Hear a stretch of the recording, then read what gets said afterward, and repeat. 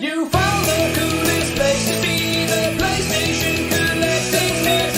Come on, won't you sing with me? Welcome to the show. Gather round the boys and girls, collectors from around the world. Let's show the people what they need to know. Welcome to the show. Gonna talk again when we got the fans. Gonna put their knowledge to the test. Gonna laugh and eat, gonna live the dream. Gonna show you things you've never seen. Gonna sing the song to the break of dawn. Gonna rock this party all night long. So come on everybody, let me see you dance. Get yourself ready for one more chance. You found the coolest place to be, the PlayStation collecting nerds. And come on, won't you sing with me? Welcome to the show. Gather round the boys and girls, collectors from around the world. Let's show the people what they need to know. Welcome to the show. Welcome to the show. Welcome to the show. Welcome to the show.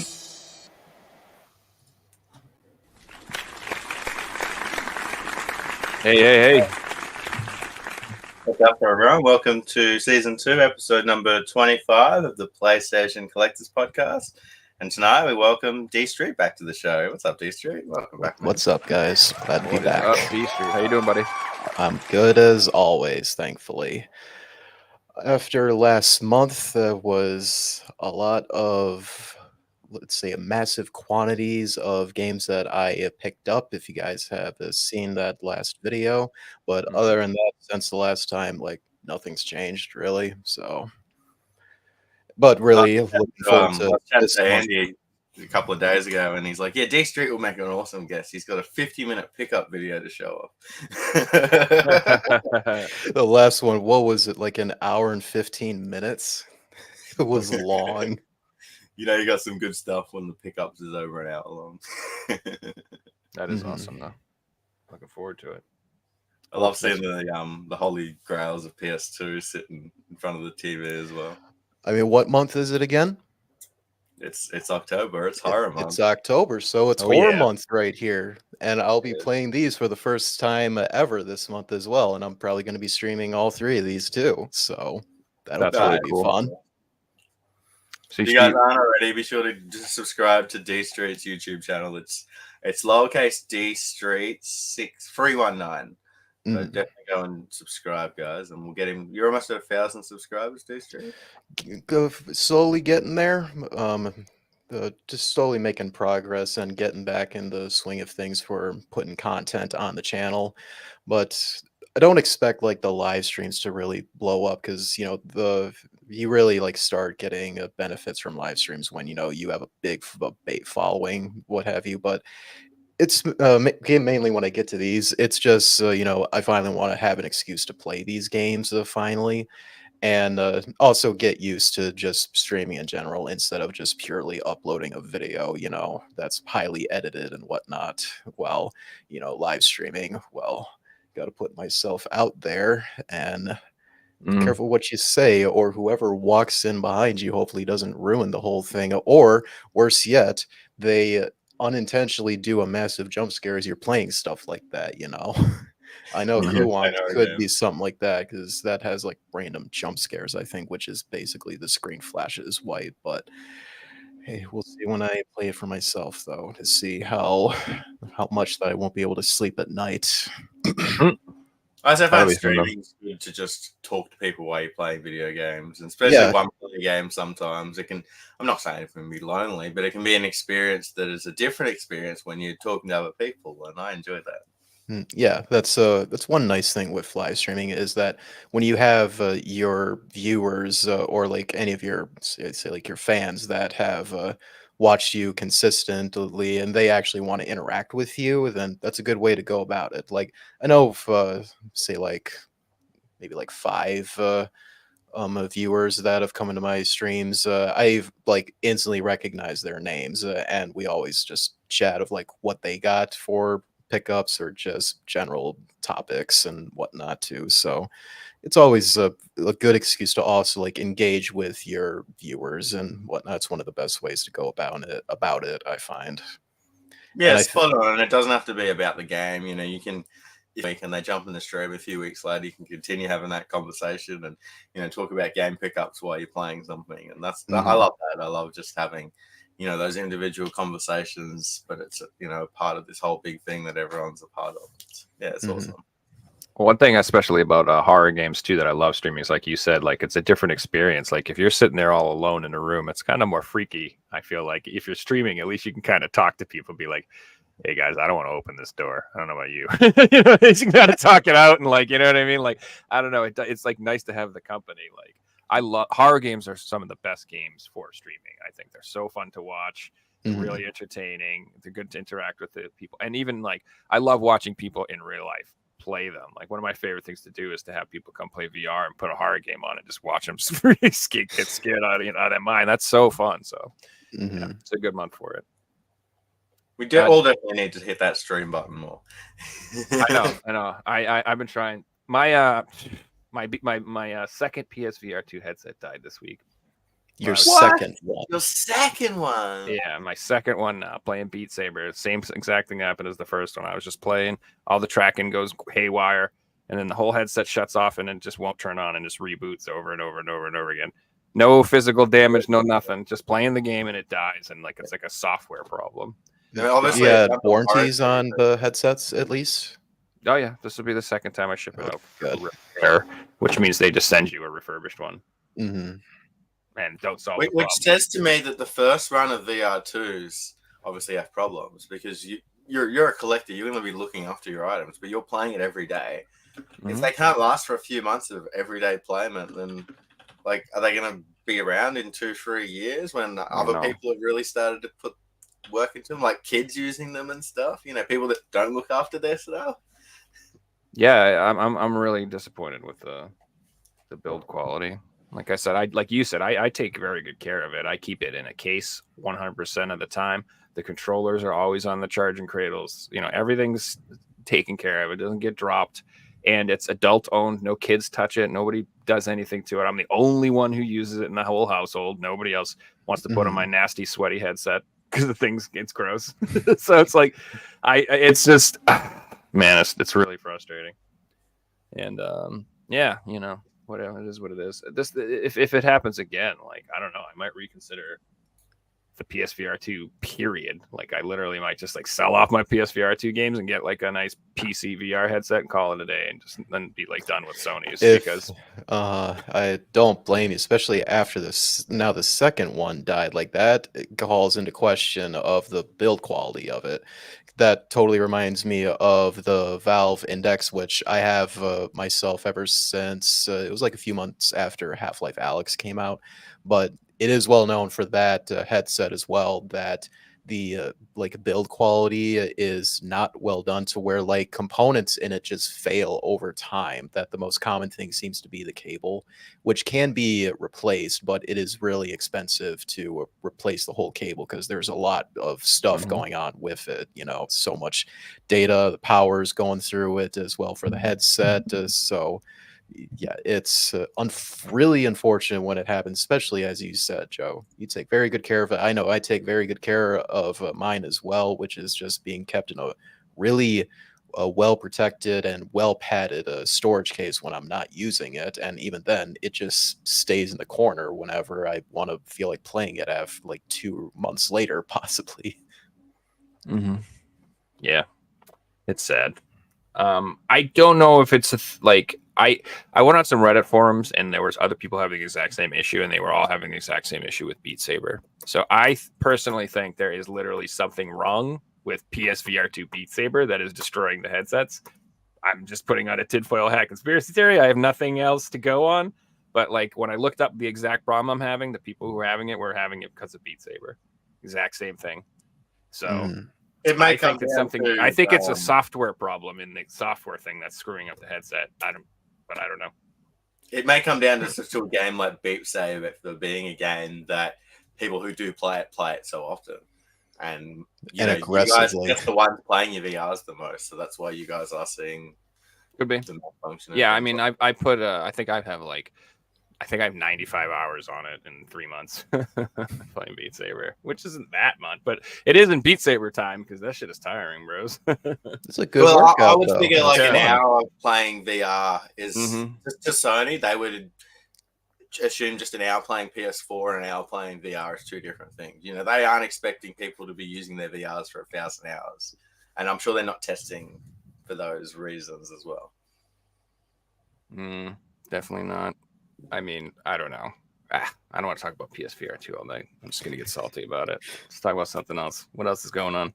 Well, we have some bad news, unfortunately. So, just a couple of hours ago, it broke that Best Buy, as of Q1 2024, are going to not sell DVDs, Blu-rays, CDs, and video games. So this is going to affect us all, really. As we know, Best Buy are a retailer of limited run games. In particular, they stock variants, their own Best Buy variants. That won't be a thing anymore. Like, this is one Steelbooks retailer too, right? Yeah, they have steelbooks as well. How many more retailers are going to just stop doing physical stuff? You know, Walmart, Big W, GameStop. Like, it just takes another one to be like, yep, let's just follow the ball rolling, and suddenly, you know, where we buy physical media from. This is the world we're in today. It's pretty scary. Depressing is what it is. I personally, I like Best Buy because out of all the companies that I buy from online, they are by far and above the most competent. Every time I buy their stuff, I get the right stuff and it's not broken.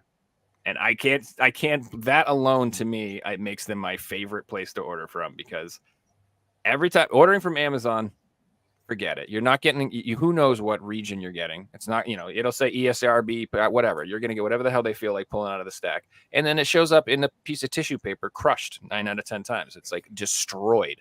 Like Amazon just, I don't know what it is, but the games, they just come destroyed. Not always, but more often than not. But I've just had amazing luck with Best Buy. Like it's never broken. It's like on time. It's never missing. I don't know. Just had good luck with them. And they also do have great clearances too. Like they clear out stuff for like $9 sometimes. Switch games for $10 if you're paying attention and you're there at the right time. So sad.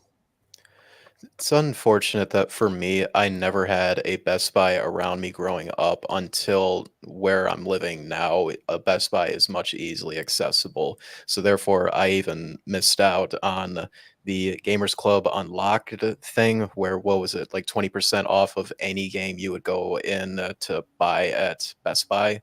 So that would say like, say like any brand new game that's coming out this month here in October, you would be paying like what, $48 maybe, or maybe like $50, especially if you had like any other say like coupons to bring it down. You could be saving a lot of money on just buying games at Best Buy for quite a while when they had that membership.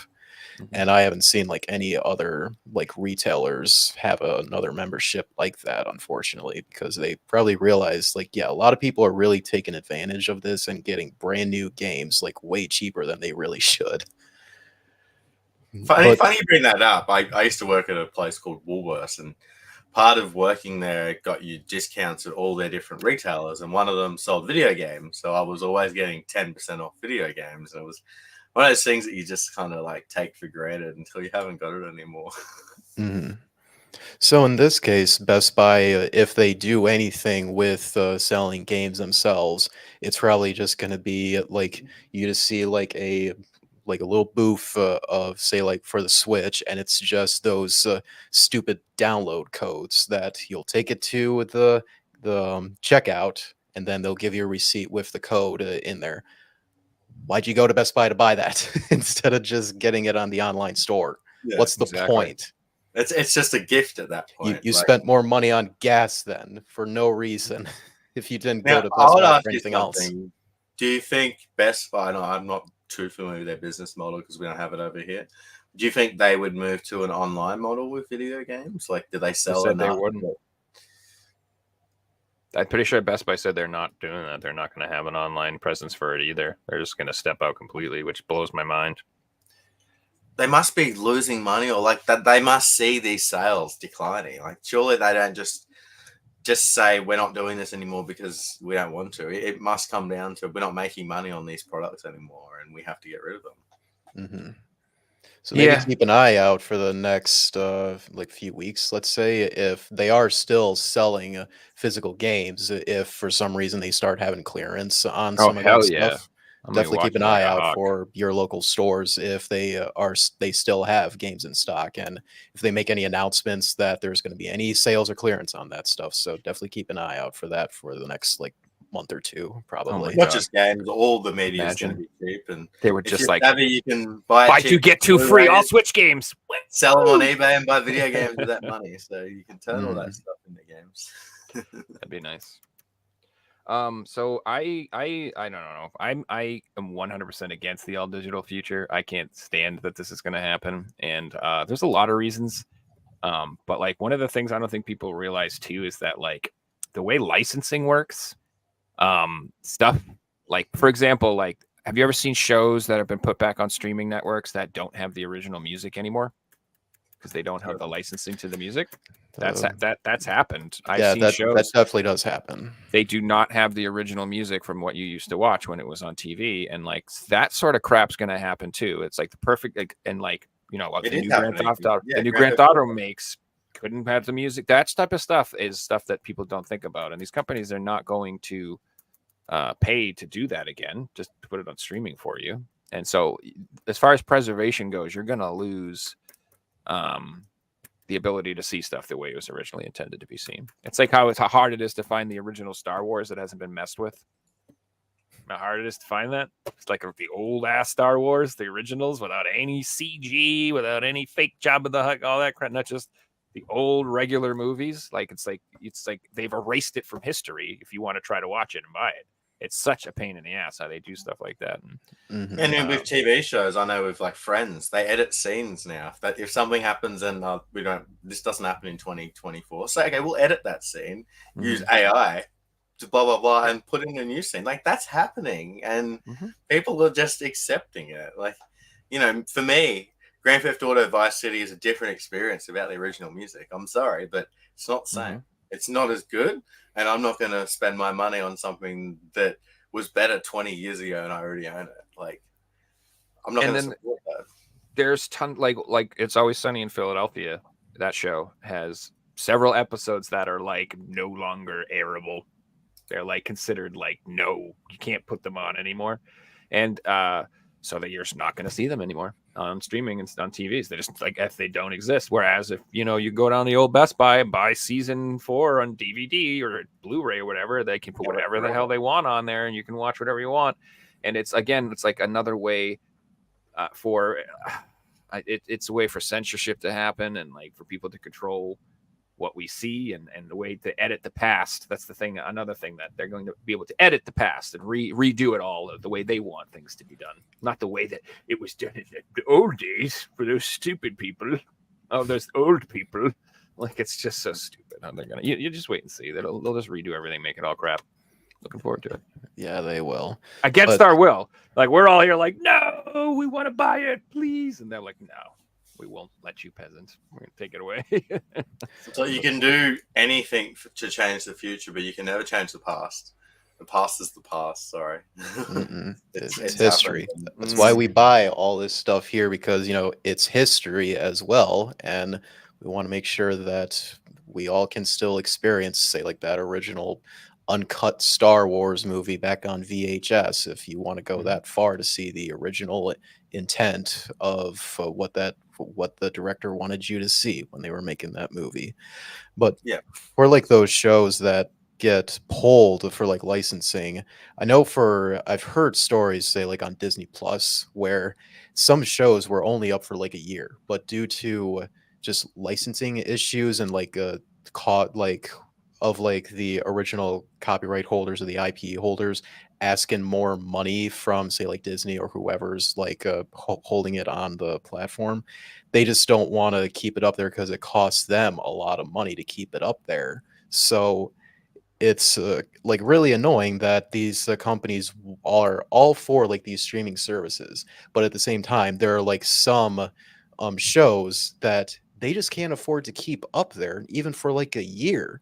So it's insane that if that becomes like way more common in the future, which I feel like it will, because it happens a lot for streaming services where it's either going to be like the platform is going to be suffering money, or the original IP holders of like the show or the game for like publishers, and the customer themselves, they could be end up spending a lot of money. So eventually, is all this stuff going to crash potentially in the long run, because it's just not sustainable for how much each side is asking for money?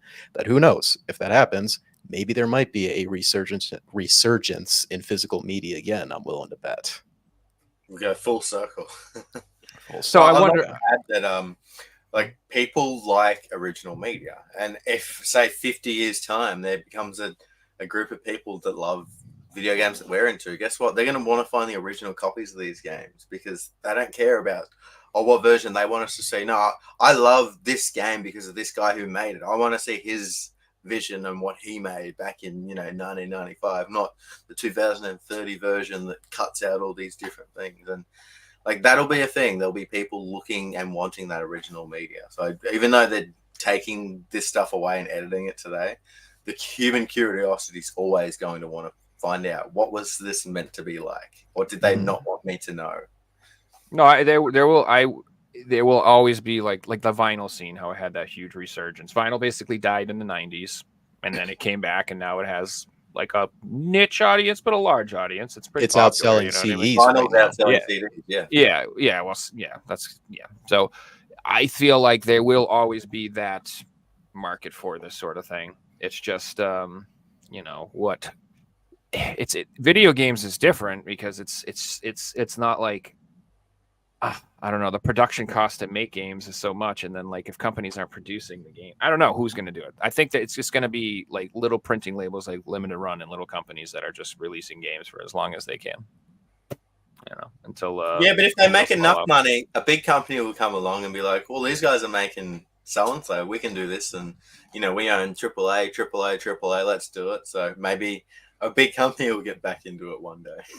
Yeah, And they will pay up of actually publishing physical copies of like AAA games. Like one that is bringing to mind right now is that Limited Run is doing the Persona 3 Portable and Persona 4 Golden physical releases on the current gen systems. Mhm. Atlas can't afford to do that, or Sega, because they own Atlas, they can't afford to do that at all. They don't want to do that. That's what it comes to. Or they really don't want to do it at all, because they don't care, even though it's Persona.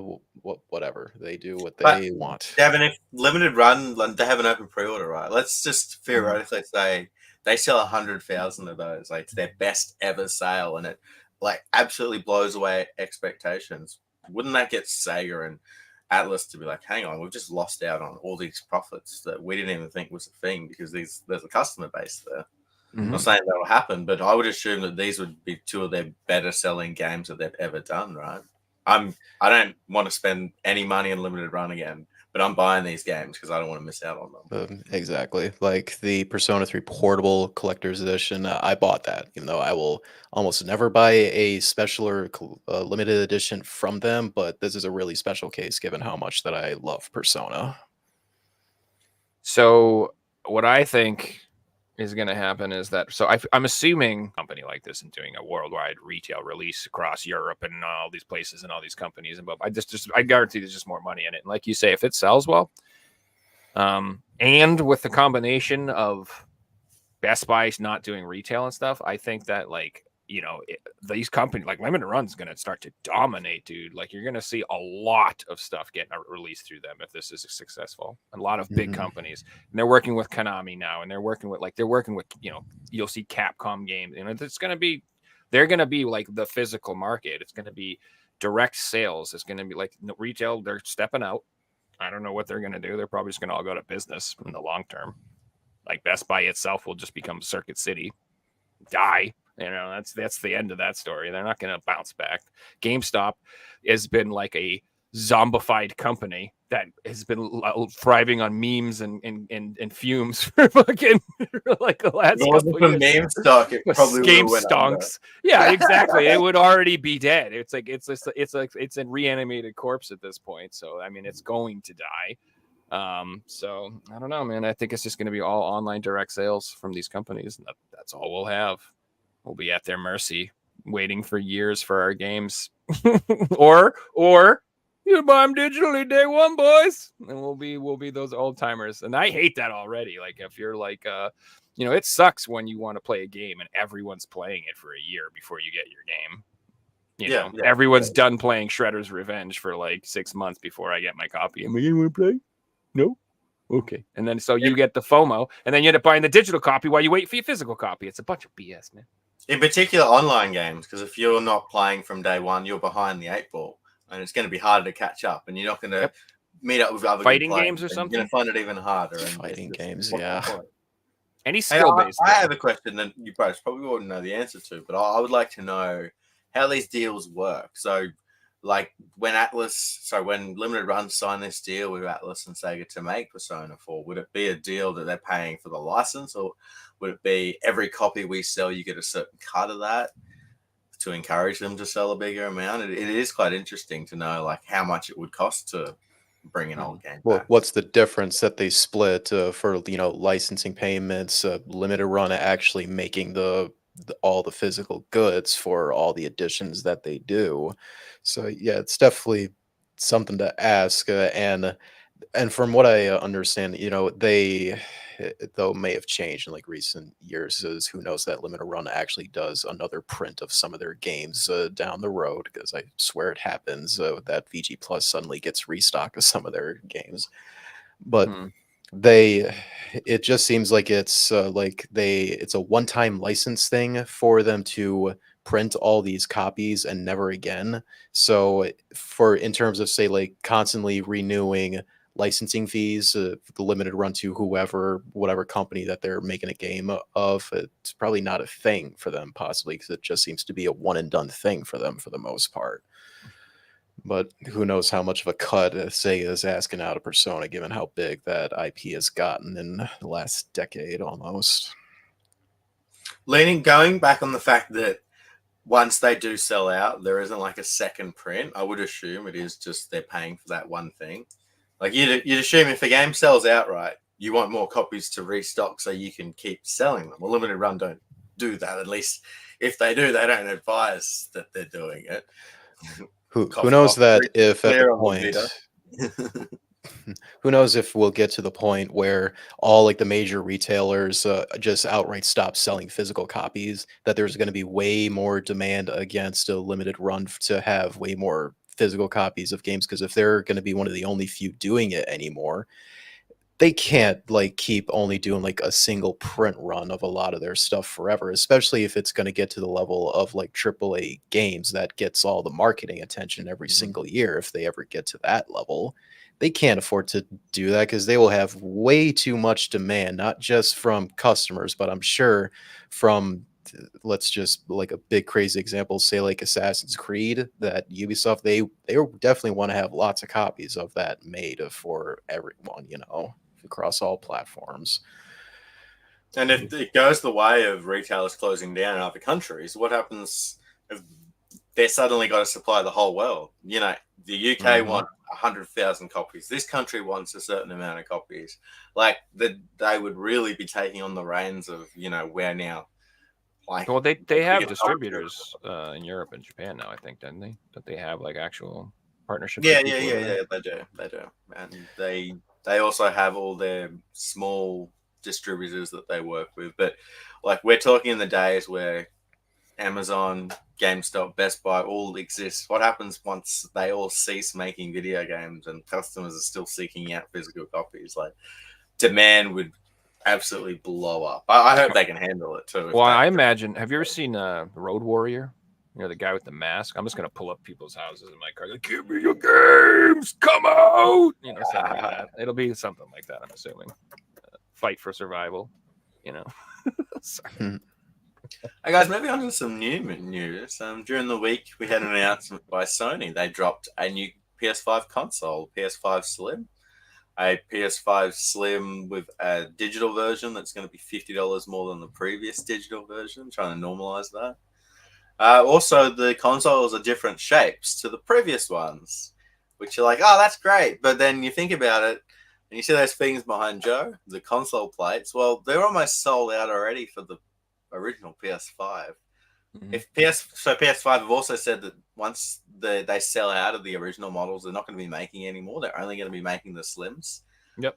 Says to me they're not going to be making the plates anymore. They're already going for 2-3 times the retail. What's going on with their plates? That's going to be a very expensive item, and that's not good because I know a lot of people that want them. The Spider-Man 2 faceplates. Imagine how much those will go 4 years down the road. Final Fantasy ones, like, dude, they're already insane.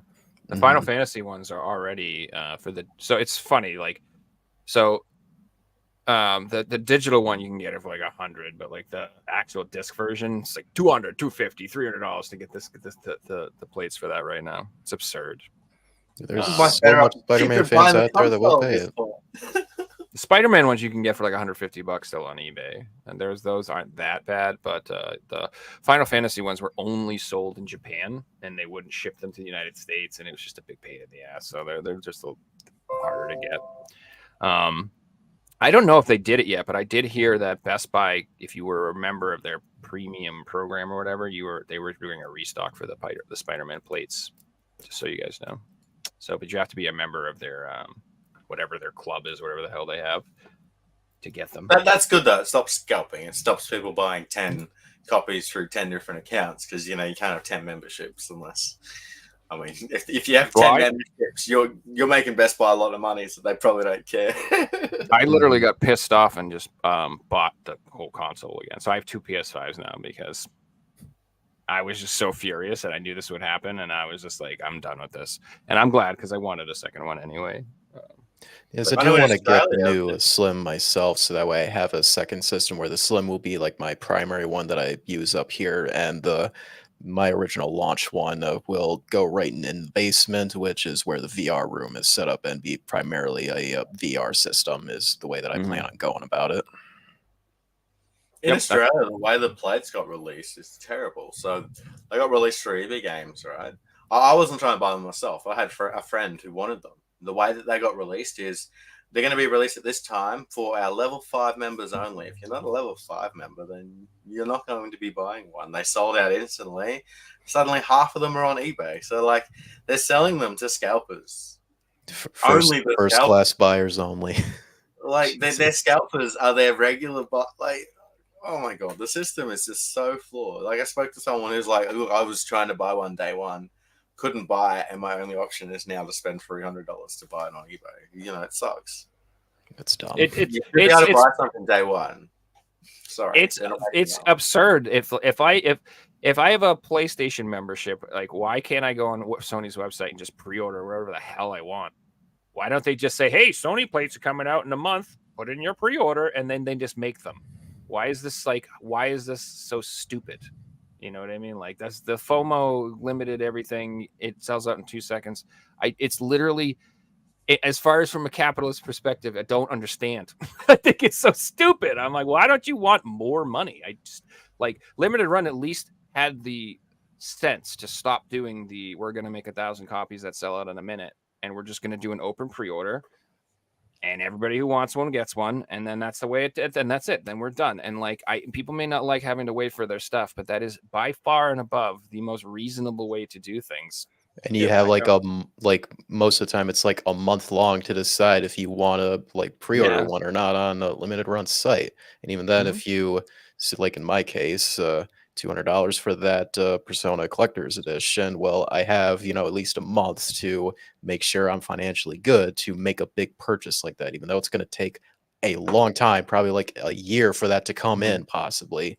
But it's good to know, I do have an option to like really think it over before spending that money compared to say like those plates that if they're any like limited edition ones, they'll like announce it. The orders go up, say like 30 minutes later, and you got to decide right now if you want these or not. Because they sell in less than 2 minutes. Like, and like the websites don't work, and you're crashing, and you're in line, and your checkout doesn't work, and everything. It's just, oh my God! How many times have you guys been? Just for can't buy what you want. Just to buy a cosmetic for your system at the end of the day. That's quite common in not just systems. Like, there's games now that are releasing it. They're not announcing it. They're just releasing it. It's for sale. Oh, and freaking Final Fantasy Yeah, if you don't buy it, it's sold out. You have to have the money today. I woke up at 7 a.m. and it was like, oh, sorry guys, sold out. I'm like, why are you releasing at 3 in the middle of the night? What are you doing? Or how about the Pixel remaster on That's what I'm on talking about. PS4? Yeah. Yeah, that's what I'm Because talking about. was Oh, it like 1 or 2 in the morning? Those went up. it was like 11 p.m. Eastern time or like midnight Eastern or something. Middle It's of like, the night. thank God I was a night owl that night to get my copy I have up on top of my shelf here. Because I knew it was gonna sell out fast, but man, I was up at the right time, or at least saw the email from Square Enix's store pop up at the right time on my phone to place my order for that. But It's now a $1,000 game. yeah, it's, oh my God, the price of that is growing fast on the secondhand market. It's insane.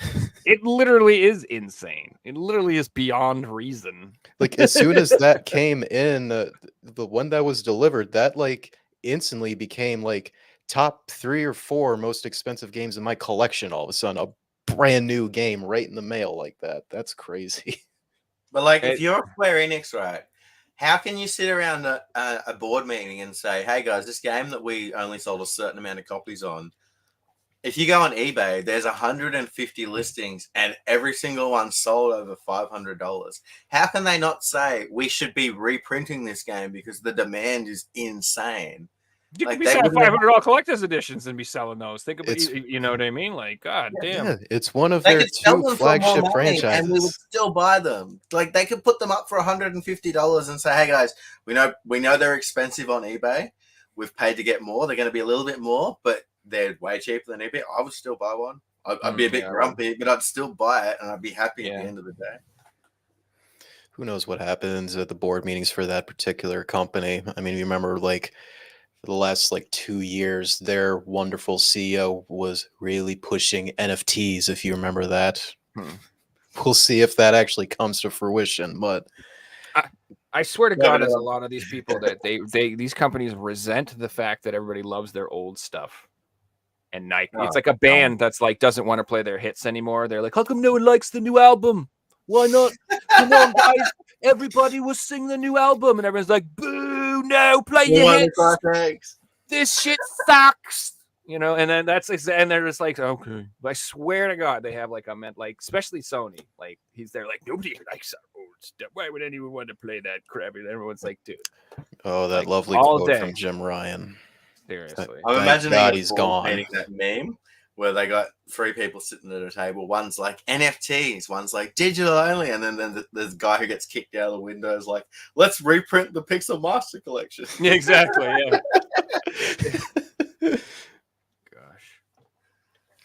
I honestly want them to reprint it just to stick it to the people who are doing this. You guys are nuts. Relax. $1,000 for this stupid game. It's like you can buy all of the actual games and the consoles for like that much money. Probably you could buy like a Nintendo and a Super Nintendo and all the carts and the Super. It's for $1,000. Damn, dude, what do you don't need? You can get a nice CRT, you get a little upscaler, you know what I mean? Like you could freaking a lot of $1,000. I don't understand what is like whatever, you guys. I mean, it doesn't have to make sense. It's collecting. Does any of this make sense? No, none of this makes sense. But No, Yeah, not like, to I the want that in normies. my any of collection, this makes sense. There's a price that it doesn't make sense anymore, you know. But unfortunately, there's people out there that it still makes sense to them because they want it for their collection, and that's their collection. And you know, if you've got disposable money, then you've got a good on you. Well, that's the problem you get into when you're like, I want a full set of something. If you commit, now you're committed to shit like this. Whereas me, I can just be like, I have my little Switch copy for like $69.99. And it plays just fine. And if I ever would like to take, and I can open it and I don't want to cry, I can open that thing and play it. And I'm like, all right with it. If you have that PS4, you're not opening that. You'll puke. You'll be like, whoa. You're not going to be, it's like, how can you, I don't know. Sean Powers can, but nobody else I know that can open that stuff. Like, I just couldn't. I couldn't. If I got a copy of that game, no way I could open it. Maybe if I got 2, but even if I got 2, I would feel terrible opening one of those once it gets to be that expensive. It's like, I would add though, Joe, the value of an open copy would be pretty much the cheapest sealed copy on eBay. Yeah. It's like when It you would see still be worth open a shit limited ton, run yeah. games for sale. An Mhm. open limited run game is pretty much sells for the cheapest sealed copy of a limited run game. You That's don't fair. see open limited run games. That's not a thing because people that open them want to play them and keep them. It's the Mhm. people selling them keeping them sealed. You know, so it almost is if you open it, it still has its value because 90% of the people buying it just want to own it. They don't care that it's sealed or not. You know, That's how I am. I like buying open copies. That I would prefer an open, nice condition copy any day, because then I no guilt. I can open it, play it, still looks nice. Yeah, unless I'm specifically buying it to. But collect. you can't open it yourself. No. Someone else has to have opened it first. Yeah, and then it's like there's no guilt. Exactly. It's like, oh well, this is just. It is what it is. So you send me all your games, I'll open them and get and then I'll send them to you, and there's no guilt, and I get my addiction. I want you sniffing all my games, buddy. What's being stored in those that caused you to whiff like that? Good God.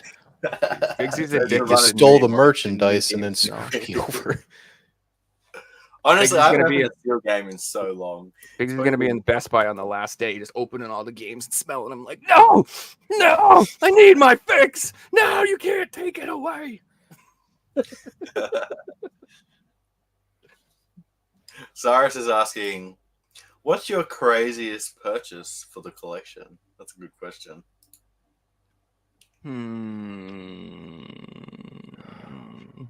Good question. It's a tough one because I've bought things that are worth that and that are even worth more than that today. But then there's things for the collection that I've definitely bought that like it's like there's no reason bar like getting a full set to buy that. So okay, Odin Spear for the PS3 for me. Not the most expensive game I've ever bought, but I paid $180 for it because it was the final Oz Power game for a full set. Copies sell cheaper than that today, but at the time, and I knew people who own copies knew that I needed it, so they kept the price. It didn't matter to you at the end. Yeah, so it didn't matter to me, and the feeling of completing it completely outweighed that price. But today, looking back, that was a decision that's like that was a silly decision. You know, I can go on eBay and buy one for $120 today. Mm-hmm. I guess for me, the craziest one might have been it's a cross between Fire Emblem Path of Radiance and what was the one that I was just thinking about? My Xenosaga Episode 3 lenticular version. It's actually right behind the stack of PS4 games up there. Only because that's like the most money I spent on games, if that's how we want to describe this, in terms of something where it's like really crazy because of like what the thing is. Can't really think of that right now. I mean, I guess for Rule of Rose, I technically got that for free because all the profit I made after selling Barbie Groom and Glam Pups on the 3DS, it effectively paid for that right there.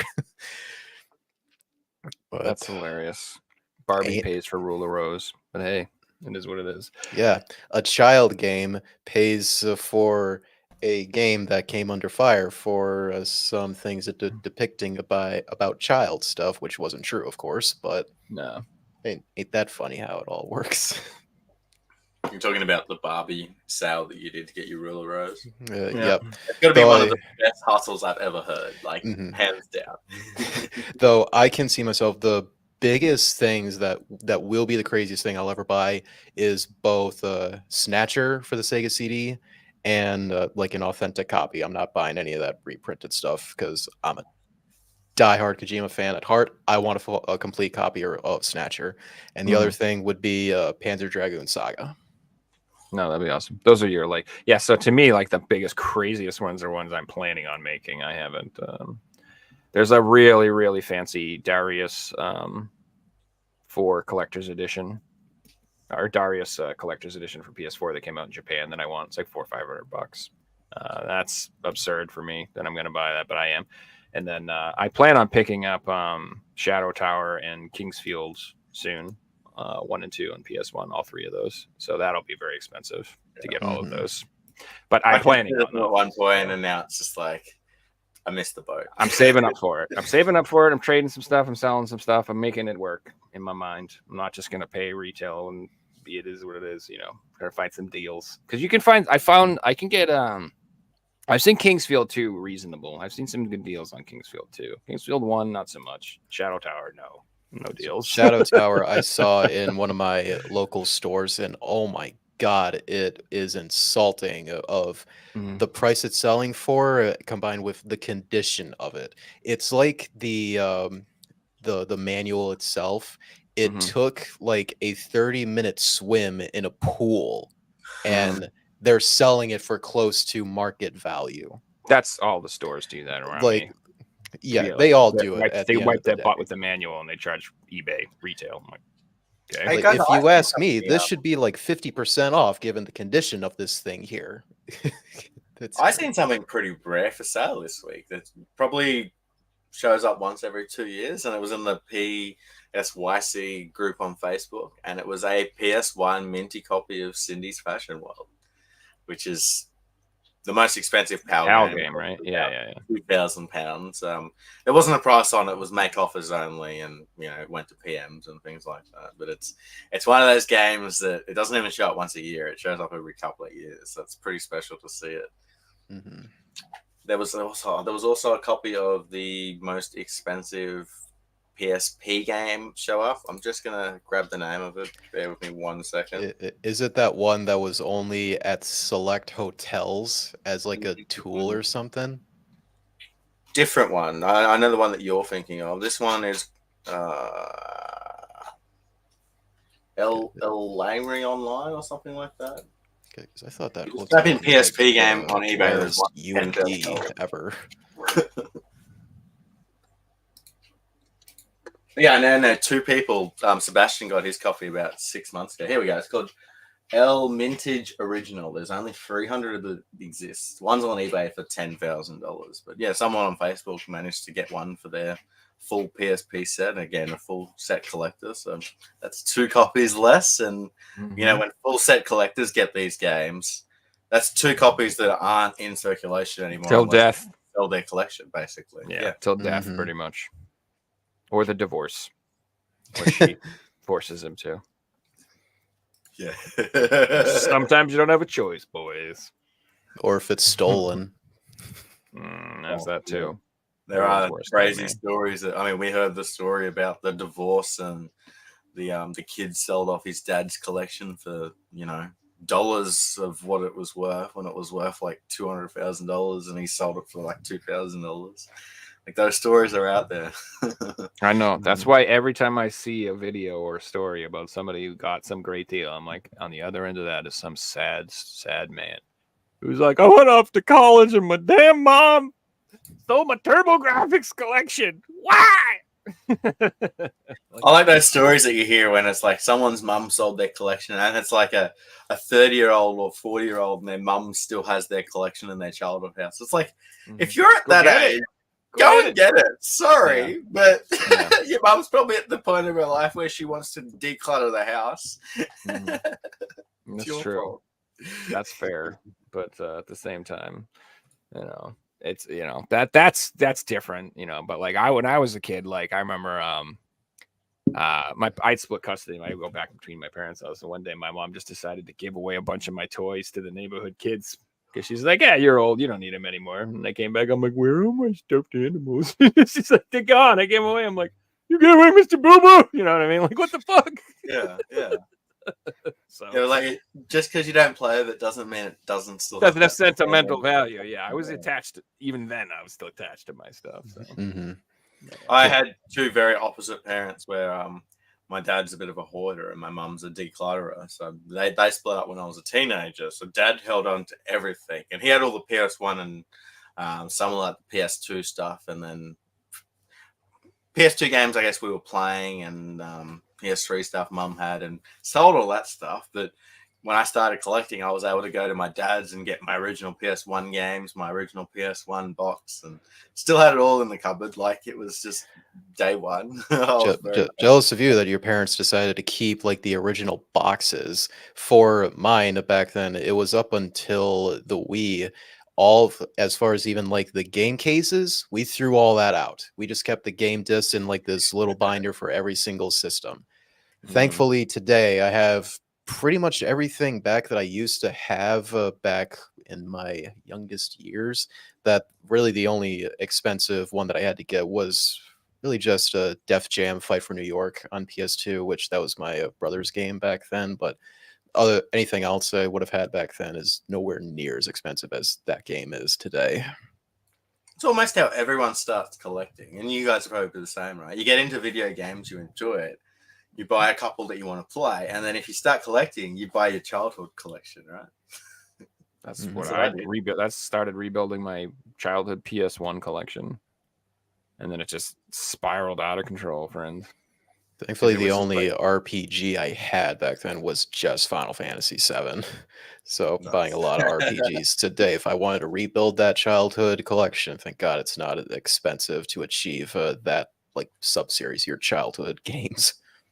15 million of these exist. But that's what I literally say. I was always into RPGs in general, but so I bought mostly RPGs from my childhood, and then I was like, well, what other RPGs are there on the PS1? And I'm like, I should get those too. Those should be great. Yeah, I got them all except for Valkyrie Profile. And I don't know if I'm gonna pick that one up. I'd like to. I bought that thanks to Barbie as well. Pretty expensive, that one. I would like that one. Yeah, I would like Clock Tower 1 and 2 as well on PS1. But there's a lot of My stuff. Barbie experience was crazy Mhm. for from Limited Rare Games, where I bought it at retail and I ended up selling it for $2,500, and I used that money to buy games that were games that I wanted but were more expensive than I wanted to spend. But when you get money off a sale, you don't have that feeling of guilt buying something else, because it's like, no, this money was from the video game. I didn't work for it. I don't feel as guilty buying those things. And I was able to buy a few Holy Grails. I believe I knocked out a lot of the box Lego games after that, and like some of those were going for €100 a piece, and I want this set, but I can't justify spending, €100 on just one box game, where I think I dropped like $1,000 the night the money came in and just bought all this stuff. So it's funny that you say that, because for so long I was always on like, I can't justify spending a lot on an expensive game when I can buy all these other things. And now I'm at the point where my space is running out, and I'm like, I prefer to buy expensive things. I'd rather just save up and get one thing, because at least I can store it and I have that one thing. Whereas opposed to like, there's lots of games that are cheap that I'm like, I want them. Then I'm like, no, I'm not picking that up. I don't have a room for it. Like it's a lot of games like that. I get that, Joe. And once you start to run out of room, it then makes more sense to buy that one game that fits in the collection rather than. And then you start selling 10 games to afford the damn thing, and then now I can buy like some more games. So it's just all about, for me, I have to recycle up my stuff. That's all. You guys want to play the Figsy quiz? Oh hell yeah! Might as well. I was born for this.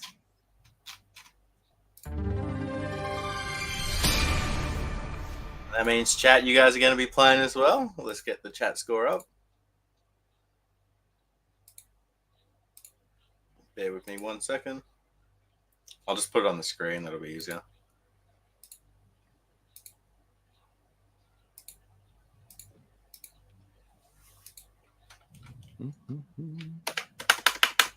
So chat score. We've got 2 people on 4 points. Jason, Trickster, and Mario. You guys both have 4 points. Banfi has 3 points. The Collectionist and Cyrus both have 2. And then on 1 point, we've got Windy Corner TV, Jimmy J, Lulu Girl, and Westman. So first person to 5 points will win a video game shipped anywhere in the world, meaning Jason and Mario, you guys have the chance to win a game today. So good luck. Once someone wins, points will be getting reset, and we will have a new competition, just to let you guys know. However, today's chat question, we need the full video game title.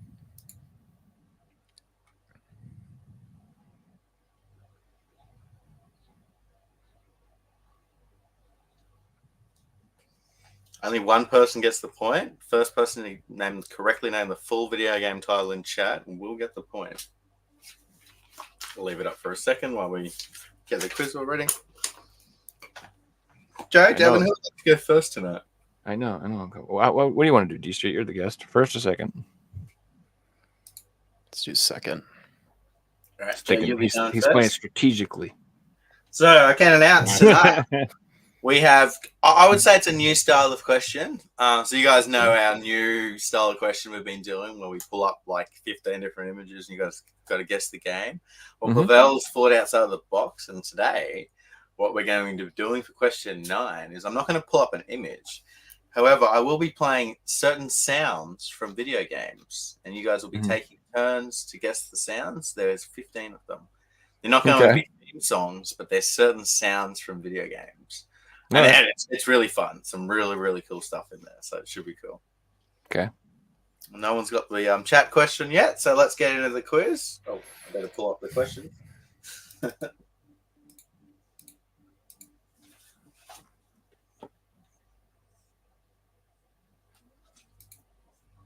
right, Joe. Question number 1. How many PS3 games have Ratchet from Ratchet and Clank as a playable character?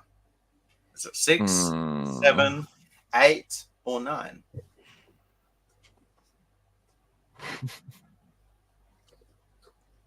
Hey, no looking at your shelf. What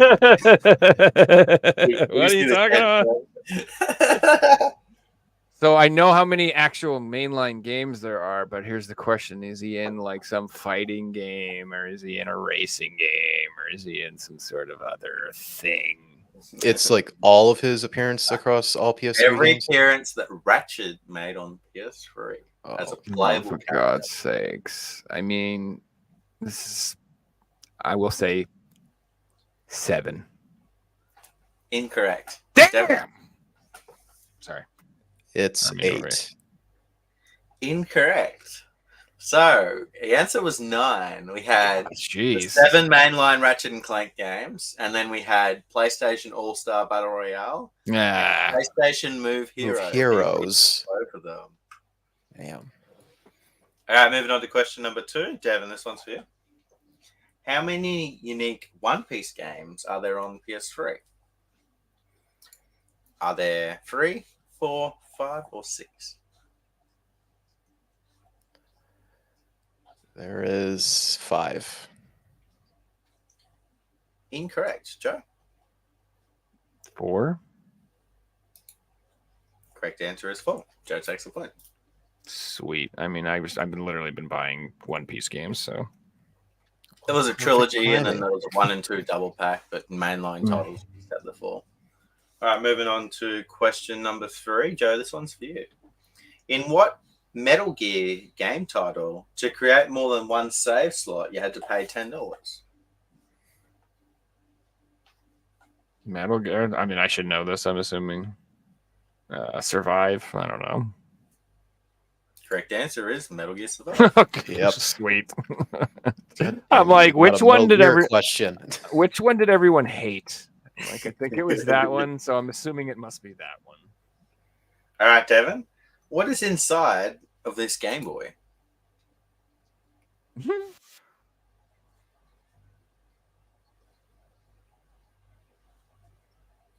That's Bomberman. Well, it is Bomberman. That's not the answer we were looking for. Joe? Like, what's like it's like a swatter. It's like a squatter game. Squirt gun game thing. You like you squirt the little things up. I mean, I don't know what you're asking. Well, that's not the answer. So Okay. you might be thinking like that's not what it is. So Then I don't know. So the correct answer was shampoo. That's shampoo. That's shampoo. Okay. All right. All right. All right. Well, How does it Before come we move out? on to question number 5, I can confirm that we have a correct answer in chat. And getting 3 points, correct answer goes to the collectionist. Well done, Nice. collectionist. And the answer was IL2 Stummovig, Birds of Prey. That was a tough one. very nice. Yeah, I knew the Birds of Prey, but I had no idea what that first part was. Collectionist goes to 3 points, and you are now 2 points away from a video game. This is getting exciting. That is, yeah. All these people be on 4 points. All right, moving on to question 5. Joe, this one's for you. Okay. What does YLOD mean?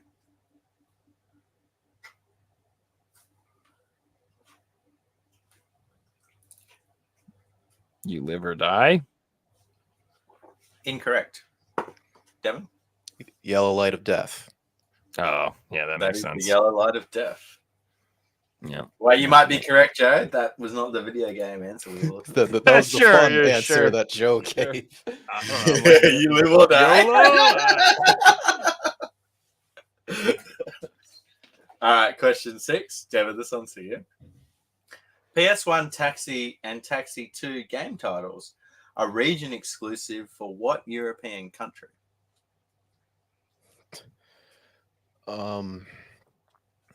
Taxi games, these are. Taxi 1 and Taxi 2.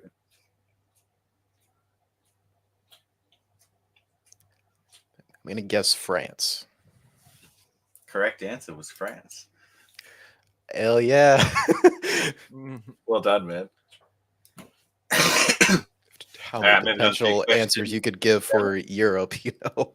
Oh, Yeah. No, you did well. There's 54 countries in Europe. You did well. I was gonna say You're like, Russia. I only know 2 of them. Yeah, only 2 were coming to mind. The other was Spain. All right, before we move on to the next round, we'll get a quick score update. Joe's out on 2 points, and Devin's also on 2 points. Game on, guys. Very So exciting. this next round is going to be guess the covers. I'm going to show you guys some photos, and you have to guess the game covers from the photos. Joe, here is your picture for the week.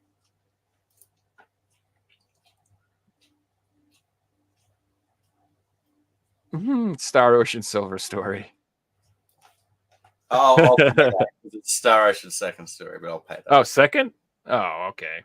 All right, sorry. The silver's like the Figured it. second tier Silver's for second. trophies. Oh, I'm thinking of Lunar. It all just meshes in my brain. Isn't that the Silver Story or something? I don't know why Kingdom Hearts was coming to Silver mind for Star that. Story is Lunar. Yeah. You give me the point though, right? Woo! I'll take it. All right, Devin, here is your question of the week.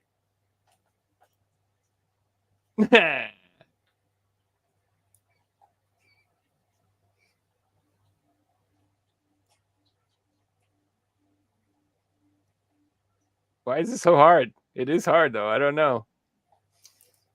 Of just 2 images still. It's still hard.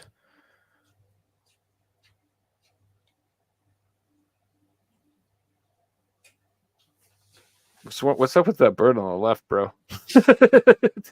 What happened there? Looks like it's like dad showing off his crackhead son. You know what I'm saying? I think it's a baby bird, and these feathers haven't formed yet. Oh, all right. I'm sorry. I'm being mean to the hideous looking baby. I have no idea at all. Now, pass, Devin. Pass, yeah. I'm Joe? terrible at these things. Dude, this is a tough one, man. And yet it's still only 2 pictures.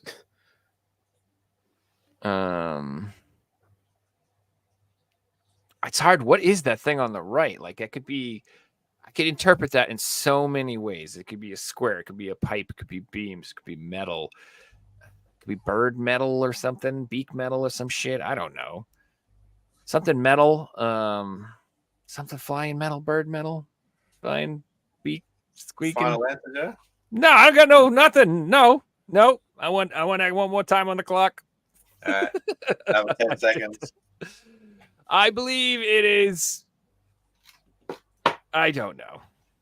I got nothing. Correct answer was Birds of Steel. Okay, that makes sense.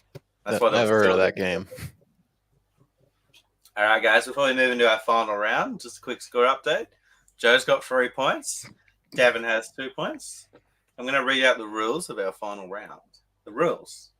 You need to guess the sound effects from video games. There are 15 questions in total. You ask questions in turn from 1 to 15. The player with the fewest points starts. If a player does not know the answer and does not want to give an answer, the turn goes to the other player. But if a wrong answer is given, the player gets a strike. And you're allowed 3 strikes. However, you can't skip 2 in a row. So if you don't know it, you can skip once, but you can't skip twice. So if the other person doesn't know it as well, you have to try and answer it. So you have to answer the sound effect or the game it's from. I need the game it's from. So Devin, you're going to be starting. I can repeat the sound if you do need it repeated. So these are all going to be quite short. All right, Devin, here is your sound.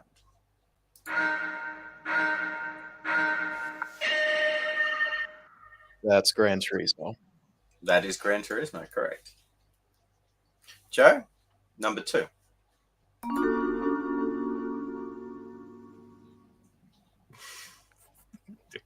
Come on, I'm not Joe. gonna do good on this. No, dude, I'm gonna be bad at this. I mean, I love sound design in games overall, so I may have the You're gonna advantage here. crush me, then. You're gonna crush me. I don't know. No All right. idea. Do you want to pass or do you want to answer? I want to pass. Okay, Devin. That's Tomb Raider, PS1. That is Tomb Raider. That's the secret shrine sound. All right, question number 3. Devin, this one's for you.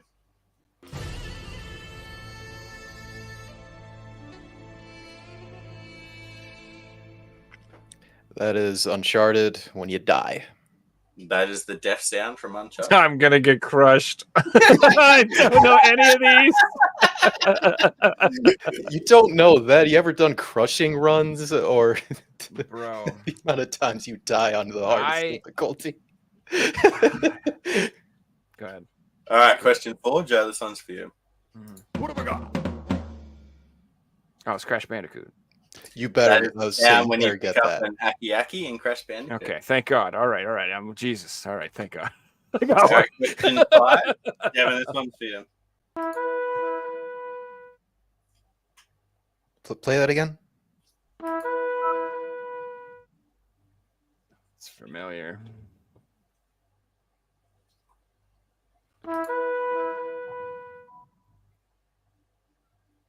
God, that's so familiar. Is that from Dynasty Warriors? Devin's got a strike. No. Joe? God, it's some type of building sim game or something. Like oh shoot. Oh Any of God. it? I know it, dude. It's in my brain. It won't come out. It's killing me. Oh shoot. Is it Warcraft 2? Joe Something like has that? a strike. Damn it. Now, because you both got it wrong, you guys can choose to pass, and we will go to another question, and we'll come back to this one at the end, or you can attempt to answer it again. It's up to you. So I will play the sound. I know the sound. I played that game. I know it. I just can't tell you what it is. I pass. And Joe? No. I'm not taking All another right, straight. we'll come back to that one at the end. So the next one, Devin. Major fracture detected. That's Half-Life. That is Half-Life, correct. Joe?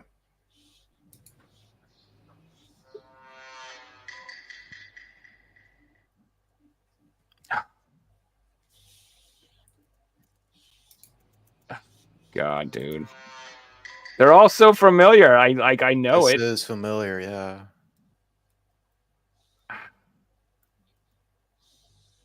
I'm You can have a passing. guess or you can pass. Pass.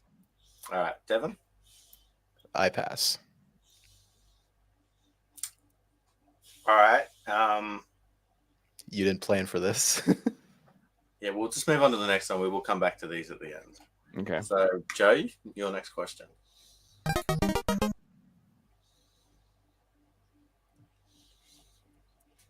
Definitely NES. Play one more time. Sorry, just realized one Okay. was missing.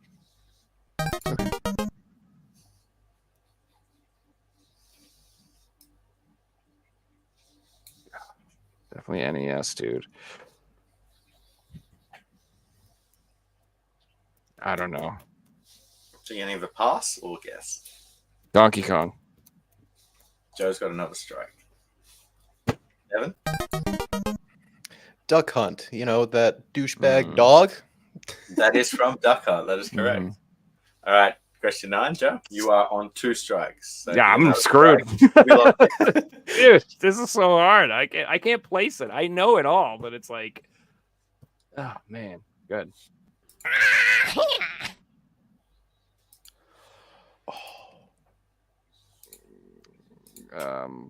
It sounds like one of them rabbit things to me, dude. Mario Rabbids, but I'm wrong. So go ahead. Joe is locked out. Unfortunately, that was wrong. Of All right, course Devin, it is. you're the only one left. What is this one?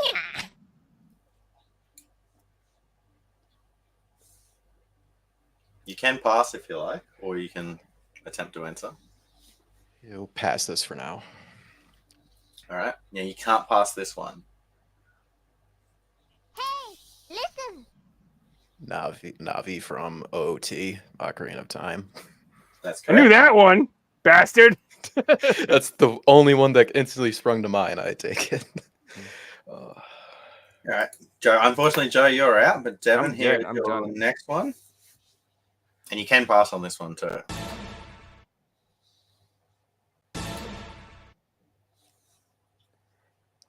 Is that Wii Sports? That is not Wii Sports. Devin's got a second strike. So you can either pass or you can attempt to answer again. Now, I know that noise. I've heard it a million times. I've played whatever that is. I just can't place these things, man. I don't know how you're so good at that. It sounds like it'd be from a sports game or some arcade game. That's really familiar. Pass for now. All right. Now, this next one you can't pass on. Counter Strike. That is correct. All right. Devin's still going. Number 14.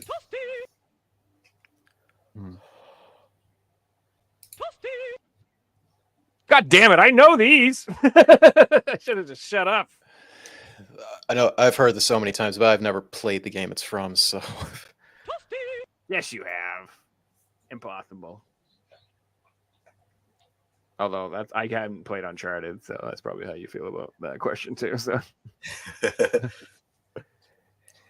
I've played it, but I can't remember the death animation from Uncharted. Mm. Played it like on PS3 back in the day, you know. Is that Earthworm Jim?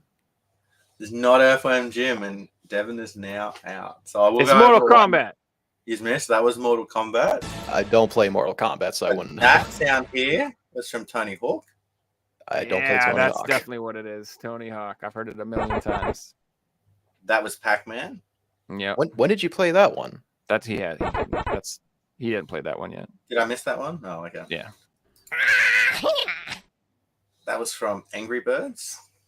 And the one you missed that, Joe, I know you knew because you got the fucking genre. Dude, I Age know. is- Age of Empires. Yes, I'm That was saying Age like of it's Empires, really? I played it's the in crap my out of head. that. and I know it. Like with that like Duck Hunt. I'm like it's NES. I've heard it a million That's times. the I just sound that can't happens when place you it. you level up your settlement. It will make that sound. Wow. There is one more, but you didn't get to the final question, so we'll save that for next week. No, let's Can do it. confirm? Come on. Come on. It was finished Joe 4, but out on 9 points. What? Big No. win this week Wait. goes to Devin. No, Congratulations. that's not what I had. I had. I'm pretty sure this is what I had. Is that not right? No. No, that's not Just right. kidding. Why did it say 37 Joe and me too? No. Well done, All right. Devin. That was impressive. with the Congratulations, sir. Good Very nice. comeback compared to last Yep. time. Good Very God. nice. sound. We need some redemption after last time. You introduce sound design and music games. Oh, I'm all over that stuff. Awesome quiz again this week, Pavel. That was Yeah, really that fun. was cool. There was good sounds too, because it wasn't just like soundtracks. It was these are in the game. And Oh, it was all good stuff, and it was all recognizable. It's just like I said, I've abused my brain, boys. It doesn't work like it's supposed to anymore. I don't know. It's just what it is. And collectionist, well done, man. That was a hard one again in chat. I know Mhm. chat's questions have been getting a little bit harder, so well done to be getting the points. They have the worst of it. Like, I mean, those questions of like, hey, random pictures of nothing to do with anything. I can't do that worth shit. I'm terrible at that stuff. So I I'm glad love I'm not those in ones. chat for that. Hey, dstreet, I wanted to ask what you've been playing, man. Well, glad you asked. Last night I finally played through Police Knots for the first time. Oh, nice. Nice. And that was with the official PlayStation mouse that I got like a month or two ago. And safe to say, it's probably the weakest game Kojima's ever made, honestly. It's still a good game, keep in mind, but it's not memorable at all. I could only name like one thing from that game that would be like very iconic and memorable because like say like MGS 1, 2, 3, like there's so many memorable moments in those games, and it's still so much fun as well too, especially MGS3. But Police Knots is just yeah, that was a good story and the setting was cool. And the two main characters, Jonathan Ingram and Ed, they were pretty likable characters. But it's just a game like yeah, I played that and I'm probably gonna forget about in like 2 months possibly. But regardless, very happy to finally play that game because Kojima is my favorite developer ever. And then what I plan on playing next will, I don't know, probably one of those three games, possibly, or maybe this game, Cold Fear, or Oh, maybe that's the Parasite one. Yeah, Eve, possibly. Parasite Eve, I played like halfway through it, maybe like a year ago. I don't know why I didn't finish it at the time, but hopefully, like this month, I'm gonna go back and actually play through this finally. That's I really enjoyed. I Cold want Fear still. I want Parasite Eve to have a remake more than anything. That deserves a proper PS5 HD remaster, rebuilt from the ground up. Absolutely. Like, That's the one IP. Screw The Last of Us. Give me Parasite Eve. That's the one IP Square Enix owns that they need to bring back is Parasite Eve compared to anything else that they own, in my opinion. I think it would be a huge success. No, I'll disagree. Sleeping Dogs needs to come back. We need a Sleeping Dogs I'm too. surprised they didn't make a sequel to that. That game was pretty fun. Yeah, it was awesome, and they didn't. And it came out in 2010, and it was so like awesome for its time, and like the Yakuza series blew up. Why didn't they do a second one? Like, come on. I would put it down to it.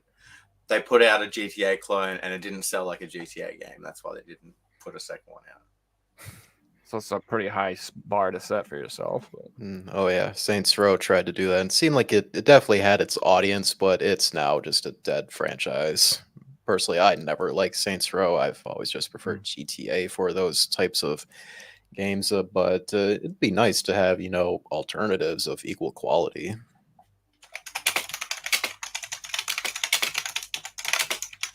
Figures on the job. What are you looking up, buddy? So Sleeping Dogs sold in its first year over 1.5 million copies. Like, and they didn't make a sequel. Because Square Enix's sales expectations are ridiculous. Like it feels like all their games, no matter what, if it's not Final Fantasy or Kingdom Hearts, they need to sell at least 10 million copies in order for them to consider a success. I swear, they're the worst company or like publisher that's like that these days. Ever since the 2010s, they've been like that. That qualifies for a greatest hits game. Like, there's 70 games that got greatest hits on PS3, or I don't know, less than 100. Like that's one of the best-selling games, and they're just like, nah, we'll just move on. Well, at least they That was made fun a while it definitive lasted. edition. Like, they don't of even it make later on. games like that anymore. It's disappointing. I love Sleeping Dogs. I talk about it on this podcast all the time because it's such an amazing game. Well, That's as one of much the as things Joe that, does for Brave Fencer Musashi. I love that game. I plan on getting that pretty soon. Hopefully, whenever I find it for a good price. But I'm itching more and more that I finally want to get that game and play it for myself. So I would love to have that.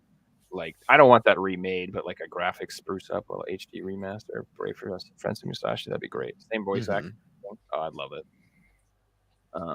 What you don't like? Can't remember the person that plays the main character, but it's the same person that did Ash Ketchum, right? I think so. It sounds Maybe. very, very similar. So they do better not sound change extremely that similar. voice actor right there, because whatever he plays, or I think it's a woman that. I think it's a plays him. woman. Yeah. Like, don't change any role that person had. It's always iconic whenever she plays a character in anything. Yeah. But talking Lexus about Sleeping says, Dogs. wasn't Sleeping Dogs technically just True Crime 3? I technically it was really, but like completely different games. But yeah, technically right there. One of But the you things didn't have to play True Crime games to understand Sleeping Dog. It wasn't like stories continued or anything like that. It's in a different continent, I think giant open worldy type games just cost a goddamn fortune to make, so that's why they have to have those insanely high expectations for sales figures. Whereas like a normal budgeted game, they would be more than happy to have that, if that makes sense. But Square doesn't do any like low budget anything. So I just, I think that's a problem in the game industry in general. It's just like some of these games just cost too damn much to make. And so then they have to sell 10 million of them to make money. It's the same problem Walt Disney has with their movies. It's like they're like, they made 100 million, and everyone's like, oh, they lost 500 million to make. Yeah, how'd they lose it? Well, because it cost 250 to make, 100 to advertise, and they only made 180. So it is. Well, like a Mr. Beast video, how he spends $2 million to make these videos, so they have to get 100 million views, or can't make the next one. Yeah. But it is a good thing. Like, I know GTA 5 at the time was the most expensive media ever made, and obviously it made, bank. So they're going to be putting in money on GTA 6. It'll be the most expensive thing ever made when it comes. Just imagine when they do like upload the first like real trailer for that game. It'll break the internet. It's going to break the planet, for God's sakes. If GTA 5 was anything to go off back then, and it's still like one of the best-selling games today, or like games that like whatever that chart is that we discussed last time, where like what's the game that has sold the most with throughout like this month, like GTA 5 is almost always there. Yeah, every single month for the last more than 10 years now, GTA have been in like the top 10 sales. Yeah. So just imagine games that make it once comes out. Imagine if that was a song. One song had been in the top 10 from 2013. It's still a top 10 song. Like, that is unheard of. Songs do it for Imagine if that song was Mbop by Hanson. I don't know that song, honestly. But like you couldn't have a movie in the cinemas for 10 years. Like, that's what we'd be looking at, like a movie that is still being shown. People are still selling out. Get it out of theaters. You guys showing GTA 5? I know it came out 10 years ago, but we still want to see it at the cinemas. Like, that's like buying a game at retail price 10 years later. That's weird. And whenever I do go to my... A minute ago, I had a meme that Pavel shared about Ash Ketchum. When you're 47 and you're still trying to catch them all.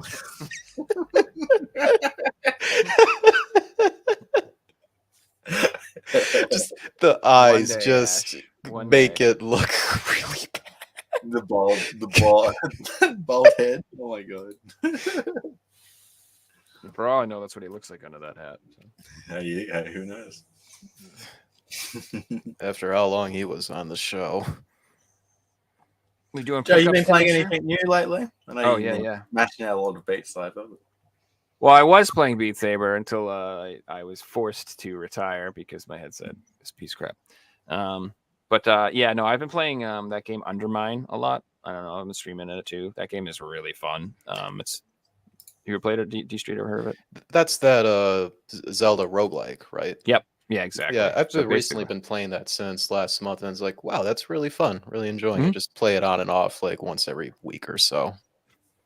Yeah, so I get addicted to these types of games, and I will just put 1,000,000 hours and unlock everything, and then I get bored and move on to the next one. My most favorite is still Enter the Gungeon.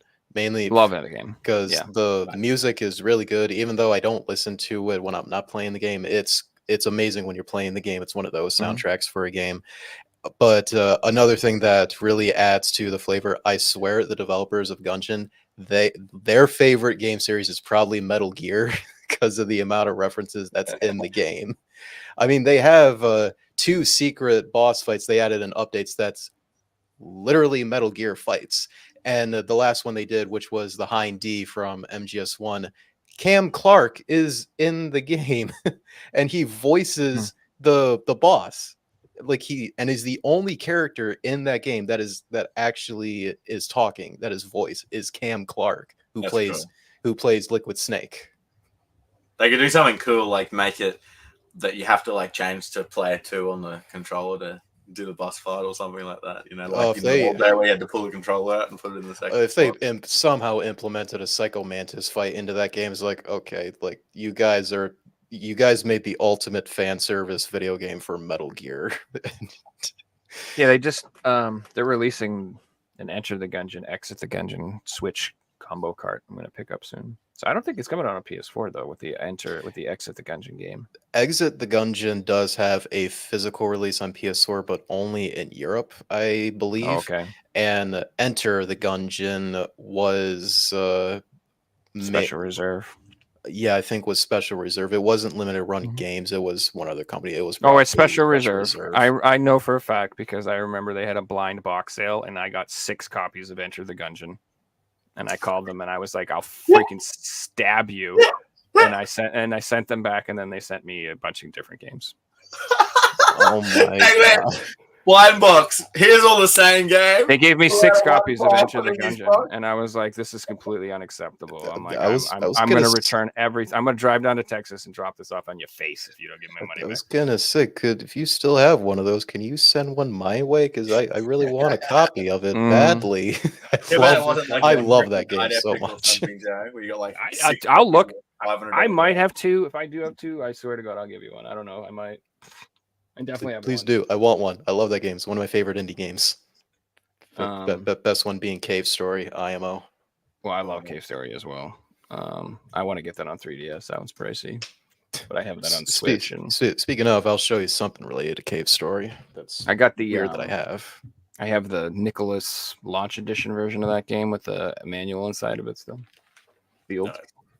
Yeah, and then I have so when I first started collecting for the Switch, I literally bought all of the Nicholas Launch Editions, and then I bought another copy of all of them so I could open them all. So I have 2 copies of all of the Launch Editions.